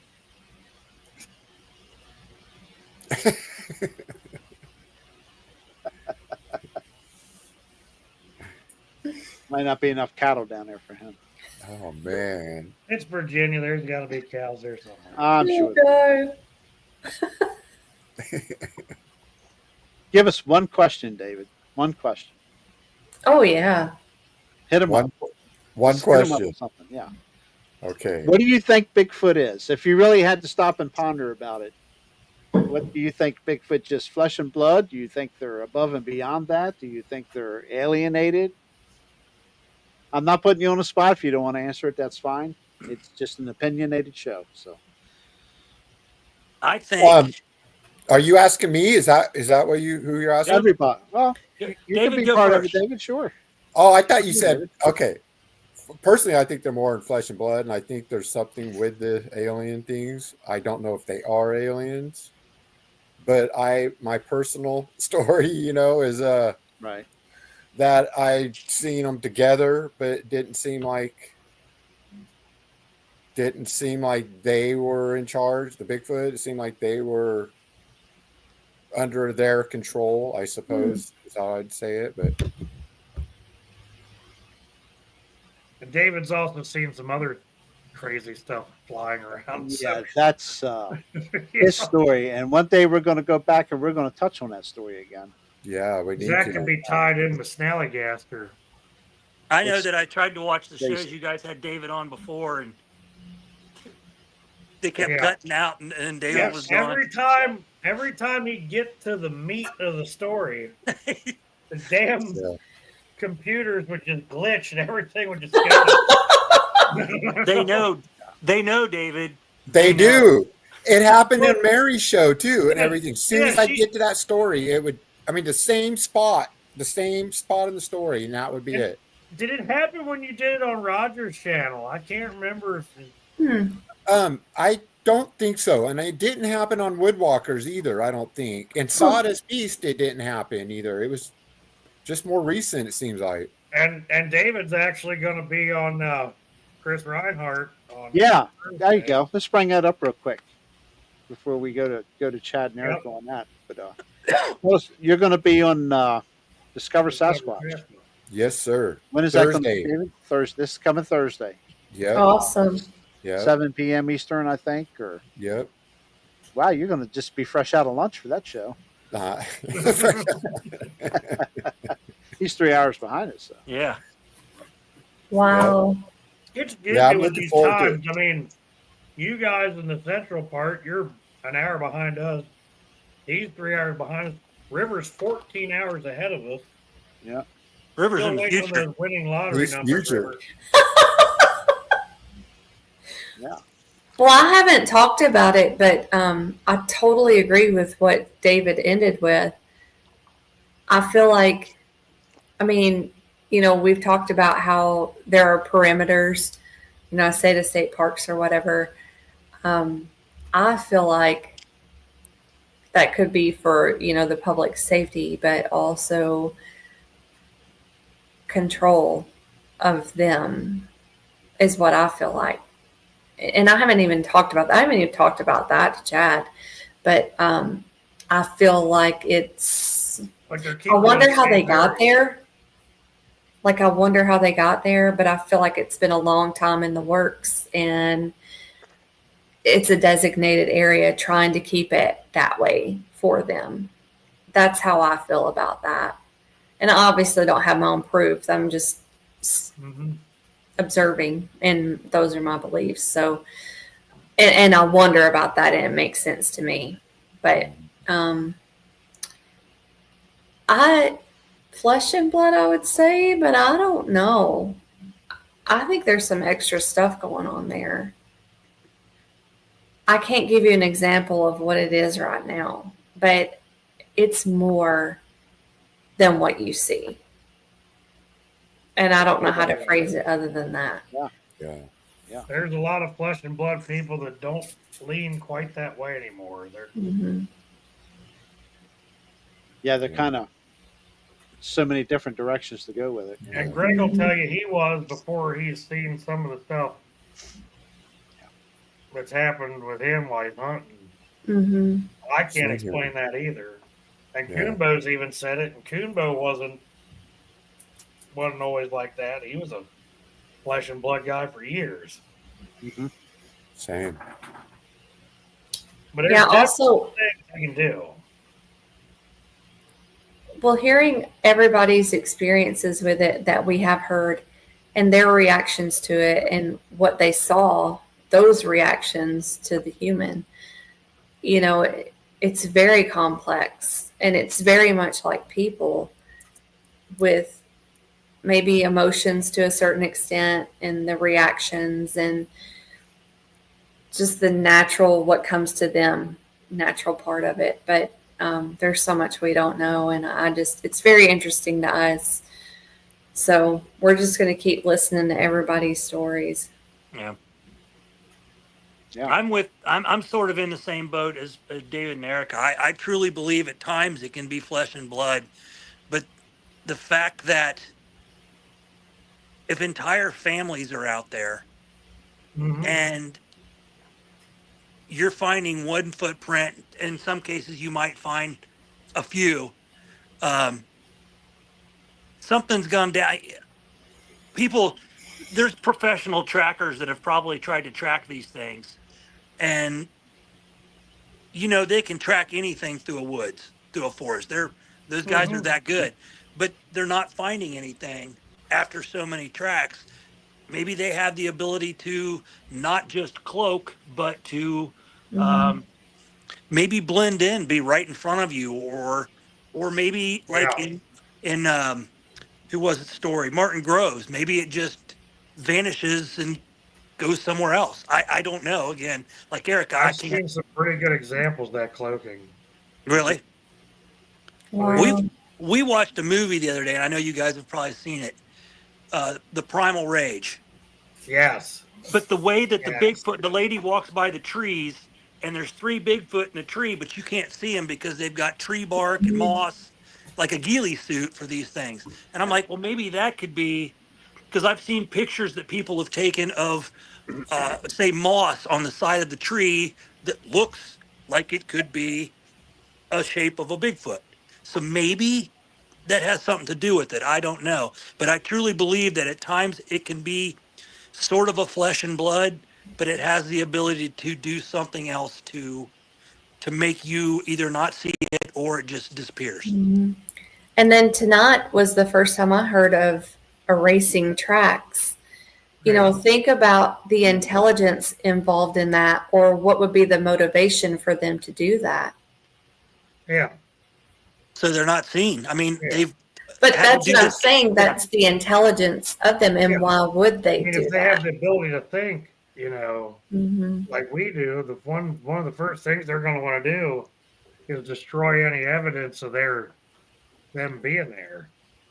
And they've had to do this Like for if so you're many years. evading capture from somebody, if somebody's tracking you, you're going to do whatever you can to throw that off. Right. And they've been doing it for, well, if we look at it, thousands of years.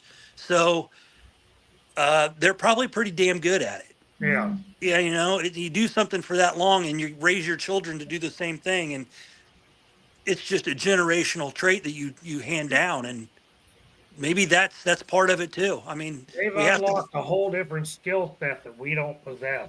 Oh, Exactly. I mean, think about when you walk through the woods when you're deer hunting and how you're trying to be quiet, but you're not quiet. That's why you sit in a deer stand, because that's where you can be quiet. But walking through a woods, learn how to step where you're not going to make. Right. Yeah.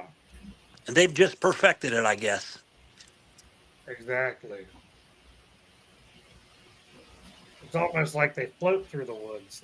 That could be a thing. I don't know. I mean, it's something, or we would find more tracks.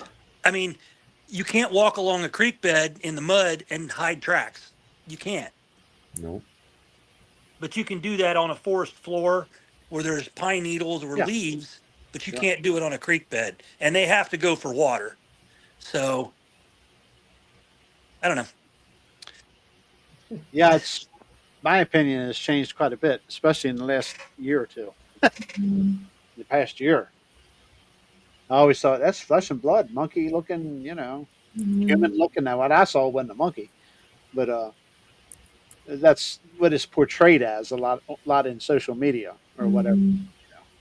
But Well, you hear so many descriptions of what they look like. Some of them, when they describe it as a nose like a gorilla.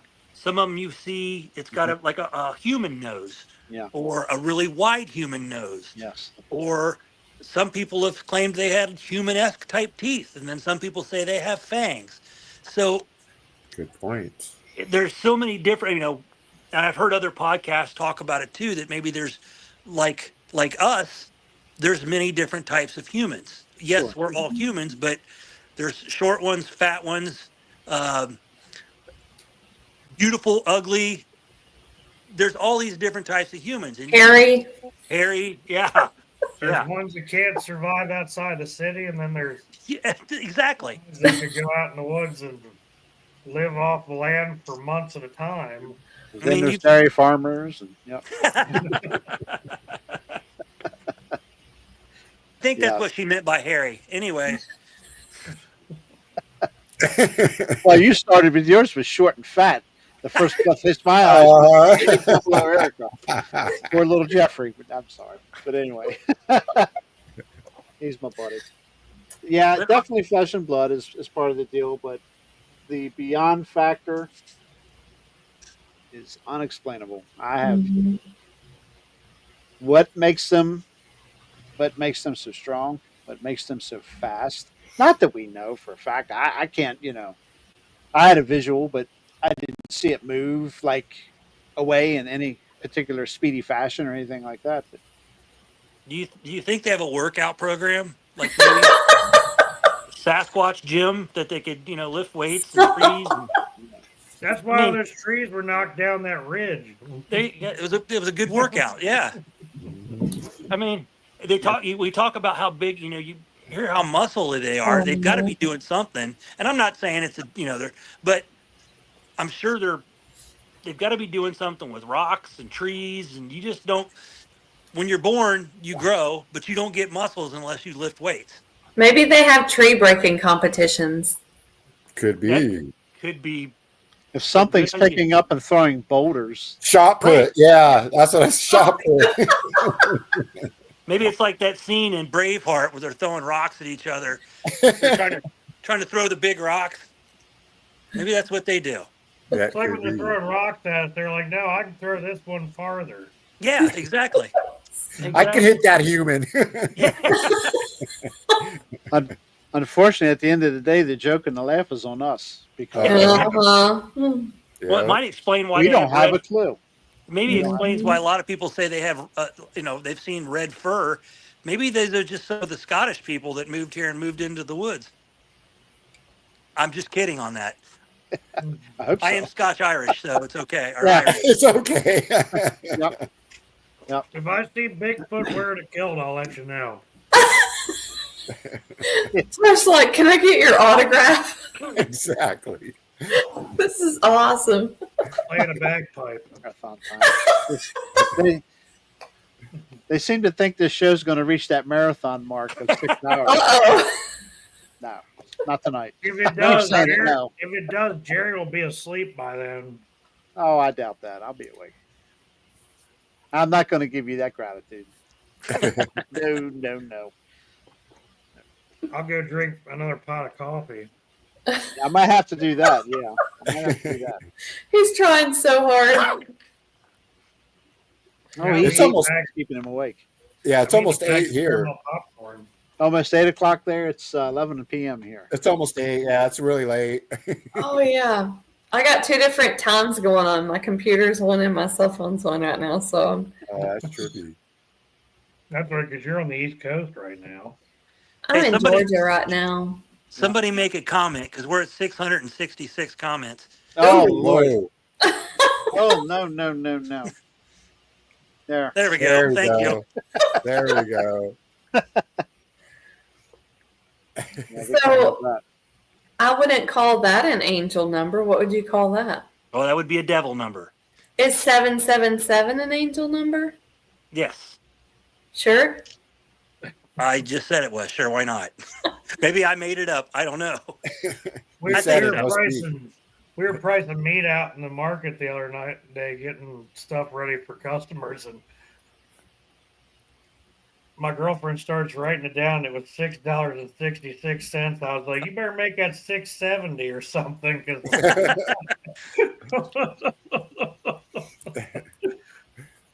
I ain't having that kind. I ain't gonna selling that kind of meat in the store. If boogers can produce Infrasound. Infrasound. Infrasound, yeah. that's a good explanation. That is. That's very interesting. Spencer said that? Very Yeah. Oh, interesting. That's actually that's a good explanation. That is. Yeah. Seabass said that. You guys said that? Seabass said that.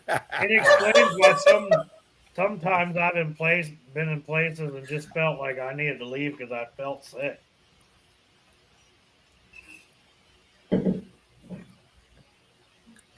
That's very interesting. That happened to me at the cabin the first time I went there this year, Okay, Jerry. Monkey Winch, thank you. Monkey Winch said 555 is an angel number. 777 is a number of man. Huh. Yeah. Very interesting. There you go. Explained. Very interesting. So, Yes. Anyway. well, no, that's tomorrow. Okay, Thursday. Thursday's David show, Discover Sasquatch. Yes. They're going to have their own show soon. What? You just lay back and be quiet, and they just like whoop, right in there. They're going to have their own show soon. It's coming, in a good way. I mean, it's coming. Yeah. We'll send Jeff your way for a first show. Yes. We'll watch him fall asleep. Oh, man. We can get in the chat and bust on him. That would be Poor fun. Jeff. Everybody Jeff. picks on Jeff. Everybody picks on Jeff. He's got big shoulders. He can take it. Yeah. He He's a good seems to man. be I'm lighthearted. like Spencer. I put up with a lot of shit. I'm getting ready to come over there and plunk down a bunch of money for some good roasts. So Yeah, you better get your ass over here. you said you had more coming in. Yeah, I'm sending another. We got steers going tomorrow. Good Lord. Okay. Yeah, I gotta have one. We're gonna do something a little different for Christmas this year. We're gonna put a roast on this for this year. So. Yep. Yeah, Spencer, we know how to cook them. Don't worry. I know you're gonna say something. You Northerners don't know how to cook, but Spencer, I had pulled some of pork us and white Northerners come sauce from the for South. dinner. Pulled pork and white sauce tonight. Oh gosh. White sauce. Oh, don't get him started on the white sauce. Mm-hmm. Man, you're gonna be all kinds of names here. Watch the next post coming from him. Well, after this one. But anyway. Don't worry, Roger. I'm just waiting to get close to 3 hours just to make you sweat a little bit. Then we're gonna Oh my god. That's so awesome.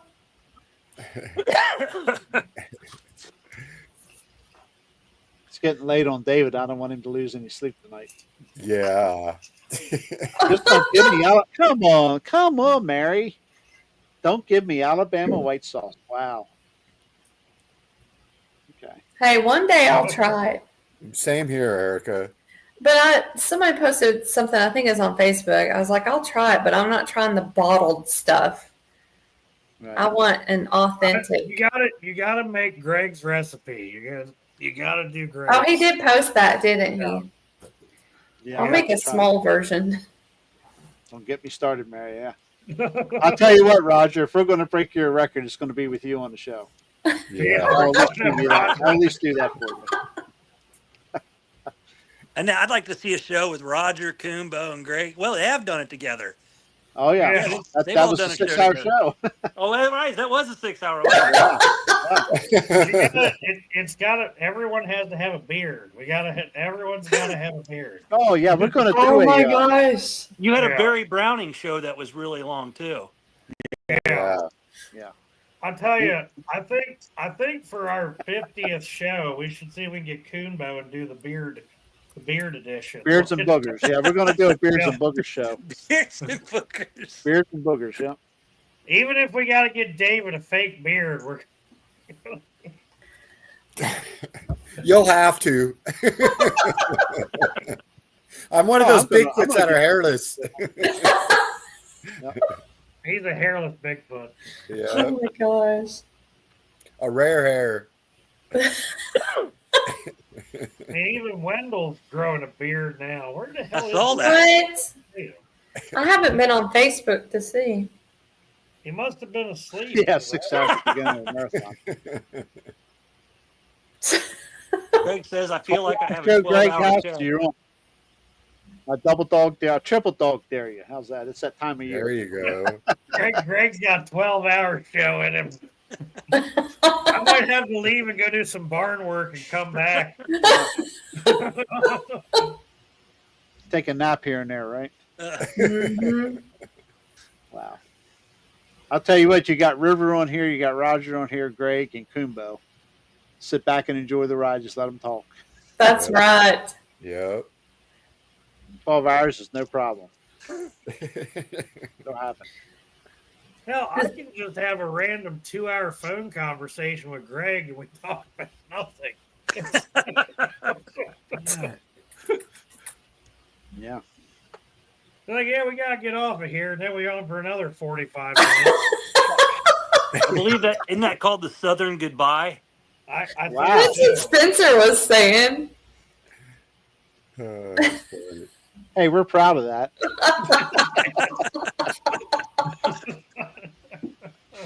We're proud of that. Just because he's afraid of white sauce. Mm-hmm. And Silicon. And Dogman. Oh, dog man ain't gonna hurt you. Stop. Roger. That's Oh my gosh. yeah, they were right. I won't keep 3 going hours later. 3 hours later.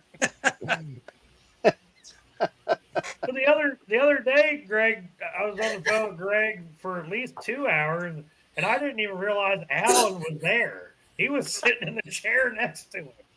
He's probably used to it. About 2 hours in, finally he's like, "Oh yeah, Al's here too." And I'm like, Wow. then we talked for another 45 minutes about pork and stuffed baked potatoes and God knows what else. Yeah. Yeah. Yep, I think you're right, Tennessee Cherokee. It's about that time. Yeah. That's right. He's in here tonight too. Yeah, he just left. Getting He ready. said he was going to have to go check on Jeffy because he disappeared down the trail about an hour ago and he wasn't Ugh. coming back. River Morris has got a good idea. River Morris has a good idea A Christmas marathon. with all the shows combined. That Well, would be that's cool. something that Heck Miss yeah. B had talked about doing on Not So Perfect Bigfoot was a Yeah. marathon, was a Christmas edition with everybody just coming on throughout the day. That would be awesome. Would be cool.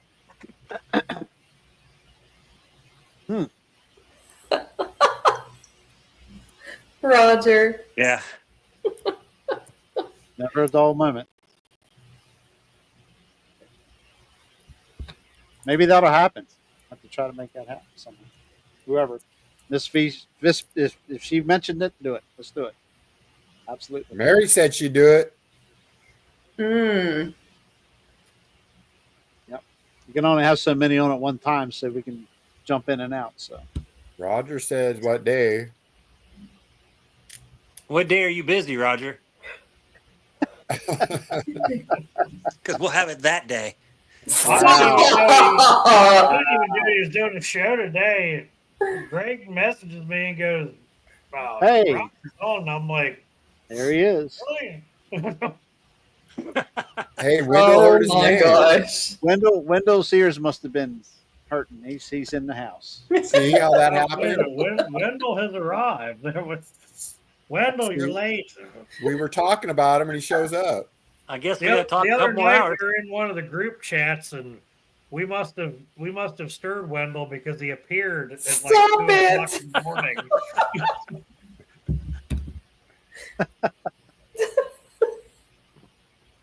Wendell, you missed the party. Oh, that's Yeah. a good one. Greg and Billy Yes. and Chad should have a beard cam. Yeah. Oh my That's a good god, idea. that's hilarious. When we do our night, when we do some of our after hours chats, Greg's always having like beard care corner where he's over there. Oh, here we go. Everybody Here we have go. You oil and Yankees don't know how to cook a roast. I'm sorry. hot brush What? the beard. Here Oh we go. yeah, hey, I'm telling you, man, the care that comes along with these beards is.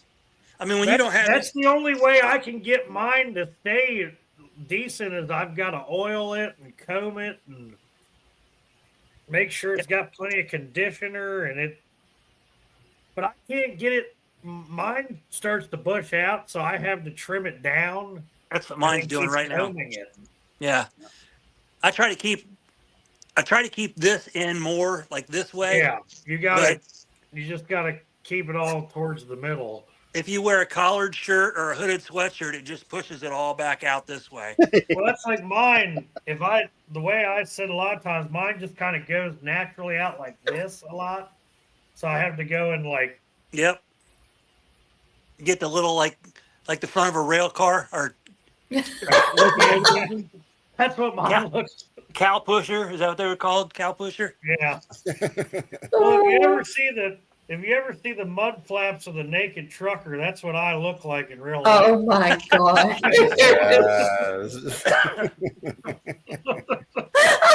Hey, they did that to me when I married my ex-wife. They did that as a joke. My friends went around and got like magnets made and went around slapping them on everybody's cars at the That's wedding. awesome. So Oh the my next day, there's gosh. like little old ladies at church with these naked trucker magnets to the back of their cars. That's hilarious. My grandmother, I think, still has one of them up at the house. The best part was it was my midget buddy Andy in a scooter doing it. You got a He midget, was buddy. driving around the cars, What? laughing them off. Yeah. I saw it in the basket of the scooter. I saw the box and I was like, "What's that for?" He's like, "Don't worry about it." And then after the ceremony, I'm still having fun with a midget buddy on a scooter. yeah, Oh my god. in a tuxedo. Oh,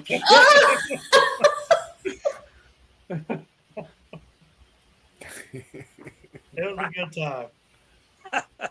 Even if that part didn't pan out. The rest of it was fun. I'm gonna leave that alone. That's wise. Wise decision. Yeah. Ugh. Erica. Yes. Erica's number 3. Huh? She's my 3rd. Yes. But the best. Absolutely. There you go. Absolutely. 2 for me. 2 for you. 2 for me. I'm on my second My first. and Attaboy, last. David. Second and last. Attaboy, David. Yeah. 30 That's years. Good Aw. job. Awesome. That's awesome, Nice. Dave. That's awesome. Thank you. I think I'm getting close if I add up the years with all 3. Stop it. Yeah. That wasn't 30 years in paradise. No, not at all.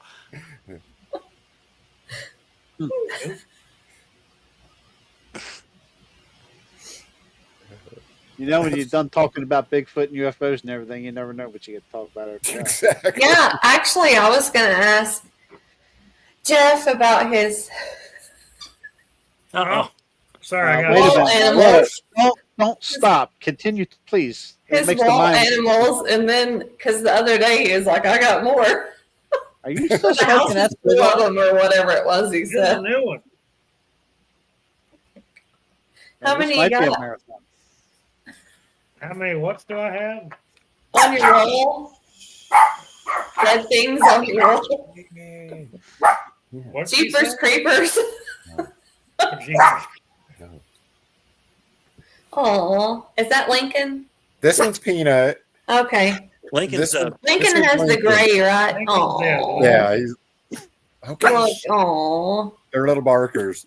Okay. What were you going to ask me? Because I can't remember. How many How many dead cigarettes animal do you have? bodies you got in your house? Oh, On the walls. well, there's 2 ducks up here. There's this deer. There's a pheasant. There's actually a, hold on. There's a grouse. Oh my god. Maybe we need a comedy hour for Roger. There's a black bear. He's got A black bear? Yeah. That's a rug. Oh my freaking god. that is not a black bear. That is a bear of color. Yeah. Please.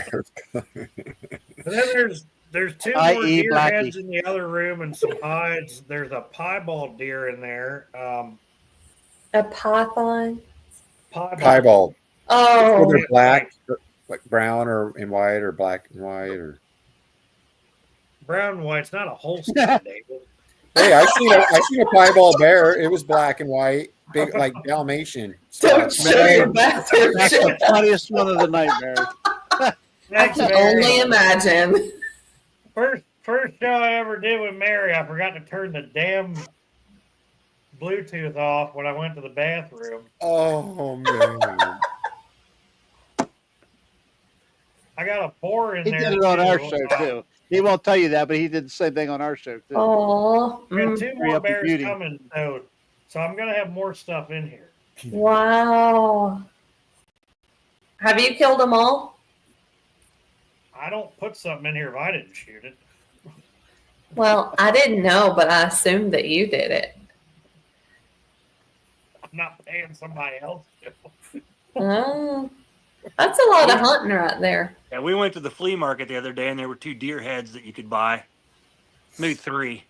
And I thought, hey, let's get deer heads. And she said no. You did not even say that. I said I wanted one of the deer heads. No, you didn't. I did too. You know, here's something funny. So when my grandfather back in the 70s shot one of the biggest deer he ever took, some guy was at the taxidermist while he was there. And keep in mind, back their money was a lot different back then. Some guy had went up to Maine or somewhere and shot this little dinky 6-pointer and didn't want to tell everybody at home that he killed this little deer. So he paid my grandfather like $400 Ooh. for this deer head, the biggest deer my granddad ever shot, and he took it because that was a lot of money back then. Yeah, Mm-hmm. definitely. This might be a plan coming up, guys. Heck yeah. Seems like it's gonna A be. Christmas show marathon with the shows put one after another. I like that idea. Yep. Mm-hmm. We'll start That's ours. awesome. We'll start ours at 6:00 in the morning. Hey, Play like I got. let me tell y'all, I've been in the hotel for a few days now, and Chad and I don't have cable. And I've tried to watch it lately, the last few days, and I'm like, I know, like I've definitely not been missing this. I can definitely do I don't without have it. cable either. I've got streaming here, but I Mhm. don't watch a lot of TV. I watch Yeah. YouTube. Yeah. That's all I watch. I never watch TV. Yeah. Unless it's for a fast news break or something, but I don't. I've tried to YouTube watch before. the news in the morning here, but I'm like, even that, I'm like, no thanks. I'll pass. It's just different now. I don't watch TV like I used to. Mm-hmm. We'll put you in charge of it, Spencer. Figure it out. We'll make it happen. Heck yeah. Why not? Erica, Greg wants to know what part of Georgia you're in right now. I am in very North Georgia, almost Chattanooga. It is Ringgold.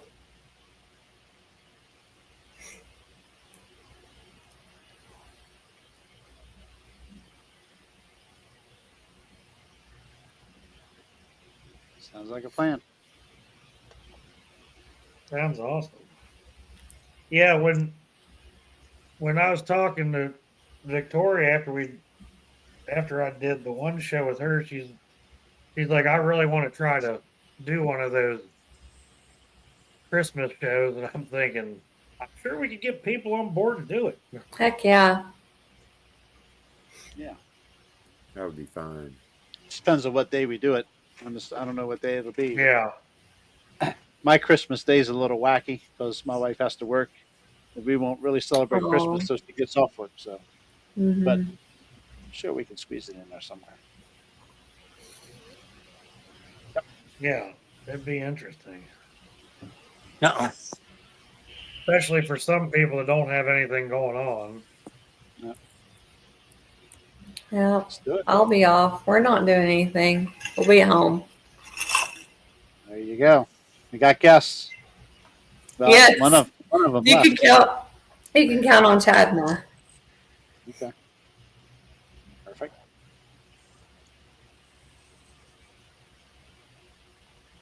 Can't get over the amount of people we get on here. I love it. I think it's fun. I mean, we're like D.A. Roberts' chat room. Shit's like flying all over. Yeah. He has a very busy chat. Crazy. I tell you, Mark and Rebecca have a crazy chat too. It's Mhm. fast. Yeah, it's like if I Woodwalkers miss something, are- I go back. I feel like I'm like I don't even know what's happening at this point. Yeah, Woodwalker's got a busy chat. Woodwalkers, yeah, it's fast. Big time. Mhm. I wonder if anybody here got to go to the Thanksgiving lunch with Mark and Becca. I know that Barry and Leanne went. I think Wendell went. I'm not sure. I think Stacy Thrasher went. I saw the picture, but I can't tell you everybody that was Yeah, I there. know Barry and Leanne were there because I was talking to them when they were on their way to it.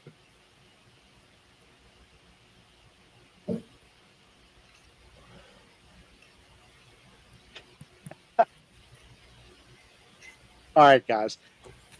Yeah. I got to get out of here. It's late. I got to It get up is like late. 5. Well, thank you for having us on. Yes, thank you. Thanks for coming on. Yeah, it was Appreciate awesome. it. Exactly what I expected. So Awesome. We are all about it. Every time we say, "Oh, we're not going to go 3 hours," I'll say it every week. We're not going to be Yeah, that but long. then- 1 hour, guys. Maybe an hour and a half. It's all good. Well, I get my even second like- win. I'm good to go. Even like the show you did when you were at the state park, we were still on for almost 2 hours. Yeah. Yeah, I was Yeah. surprised they had service over there for that, but it worked pretty good. Yeah, watch that one too. Yeah. Jeff has a midget buddy. I asked the same thing, Spencer. Yeah, I said, "You got a midget buddy? There's somebody shorter than you?"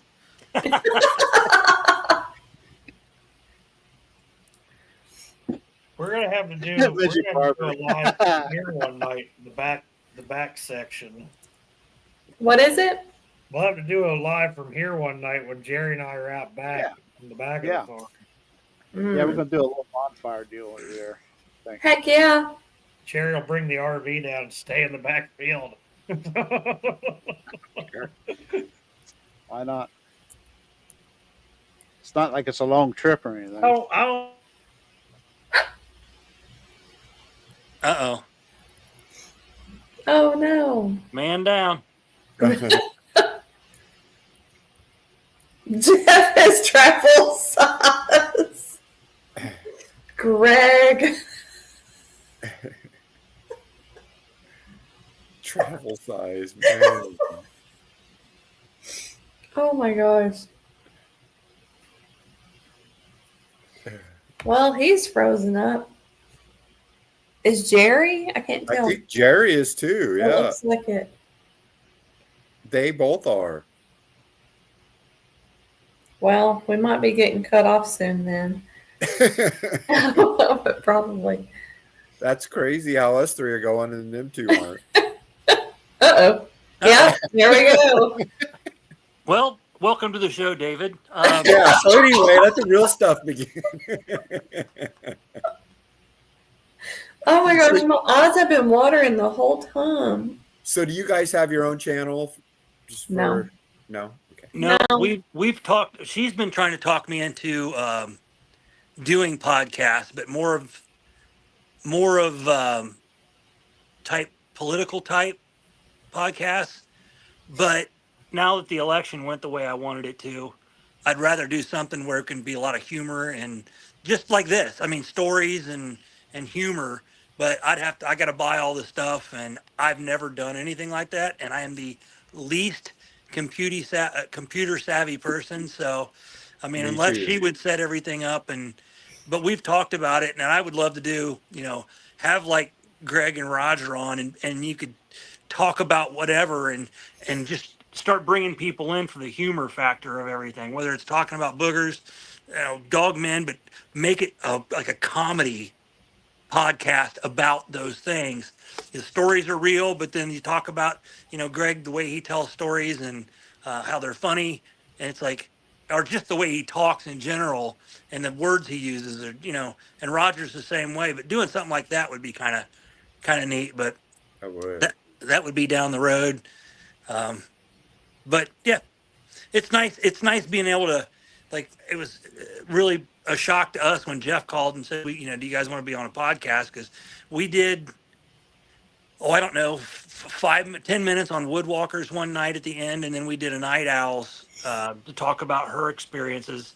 And it was neat. I mean, it's a neat experience, but we starting to put faces with all the people that we haven't got to physically meet, but we're seeing them on these shows. So it's really nice. Yeah, that's what I love about it too. Is you talk to people in chat and you feel like you know them, but there's no face there. And then once you start doing the shows, I think they're messaging me. He's out. Yeah, he's saying he's Okay. out. Oh, our So- power went out. Yeah. So, but Wow. yeah, we were really excited when you guys confirmed that you were going to come on. I know we were all like, yes, can't wait. So, thank you guys again for doing No, that. Well, thank it's you. our pleasure. It was a I mean, great I was writing notes down on what I wanted to talk about, and I probably could have wrote like a manila folder or a manila full of things, but my brain automatically went blank. But that's the way it works. I'm not used to this like Kumbo or Greg, and I've never had any experiences, so I knew there wasn't going to be a lot for me to talk about. But I mean, we've made it last 3 hours talking about a lot of nonsense. So Yeah, that's crazy. yeah. That's But- good. I wonder if Chad can still hear us and see us. Chat's still going, but Oh yeah, we're still on the big screen. Yeah, That's Hey, funny. welcome to the David Blaylock show, everybody. We might get one view. Well, we're going to take everybody we can right now. Yeah, there you go. yep. Billy said loud and clear. Nice. Thank everybody in chat. It was great to Yeah, have you all thank here. you. They're always such good supporters. It's amazing. I Oh, know. absolutely. They're I think still that's- going. That's part of it. Is I think like we look forward to getting in the chat just to talk to people. Mhm. Yep, That's a big deal for us, and I think that's what a lot of other people love to do. I do. I know I'm the same way. Yeah, we talk to we're always waving at each other, and yeah, everybody's Yep. waving and talking and saying, "Hey, what are you up to?" And Yep, I love it. What's weird is like I'm really shy around, like around just in public. But when I get out, like around people, it's just like you feel like your family almost automatically. Yeah. It's really- absolutely. This yeah, group for sure, and the Yeah. surrounding groups. I love it. Me too. It's good. Well, so should we go ahead and officially close it down then? I think we should. I Yeah. guess so. I guess we just leave, but and then they'll take care of the rest. Well, Yeah, thanks see what- everybody in chat for listening to our silliness. We appreciate that, and Yes. thanks for tuning in to Old Line Cryptids because they're great guys. Mm-hmm. For At least, sure. yeah, at least Jerry and Jeff are. David, hush, David. Yes. Thank you guys, and I hope whoops, I hit some buttons on my computer here. Get off that. So thank you again. And you guys, if you want to join Thursday in the chat, that'd be cool. You know, Oh, we'll it's be kind of here. a quick thing. You just invited me on. I was like, yeah, I'll come on. So yeah, it's like it's nothing new for my story. You guys, I don't know if you've heard my stories or not, but for Oh, yeah. people that have, it's just telling my stories again. He wanted his people, his chat group to hear it, and so I was like, all right, this will be fun. So hopefully we'll see you then. Yes. And Mary's show's tomorrow. Yep. Pennsylvania Bigfoot Project. Her show's Okay. great too. So Isn't Miss V on Wednesdays too, or is she? I think so. Yeah, I think so. And she does some like seeming, if I remember right, that like different times too. Like she'll just Okay. throw a show up, but I might be wrong on that. Okay. Yeah, I think you're right. I think I've seen it different nights too, but Yeah. we try to catch everybody. So.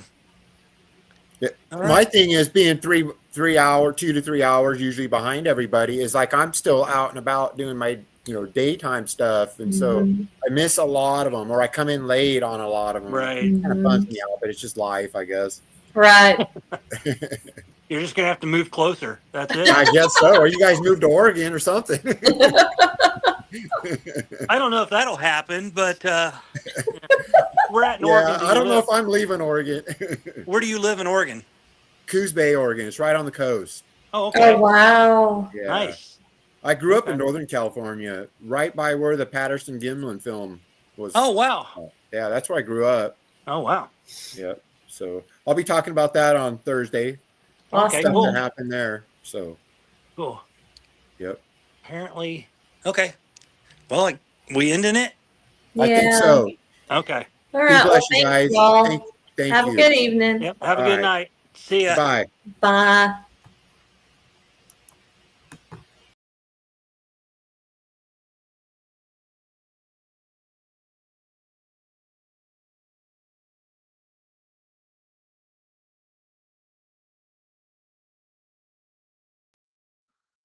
Oh, I guess everybody left.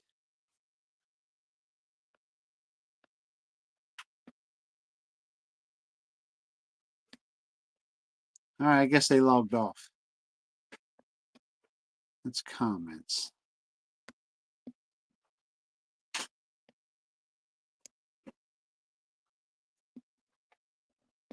New comments.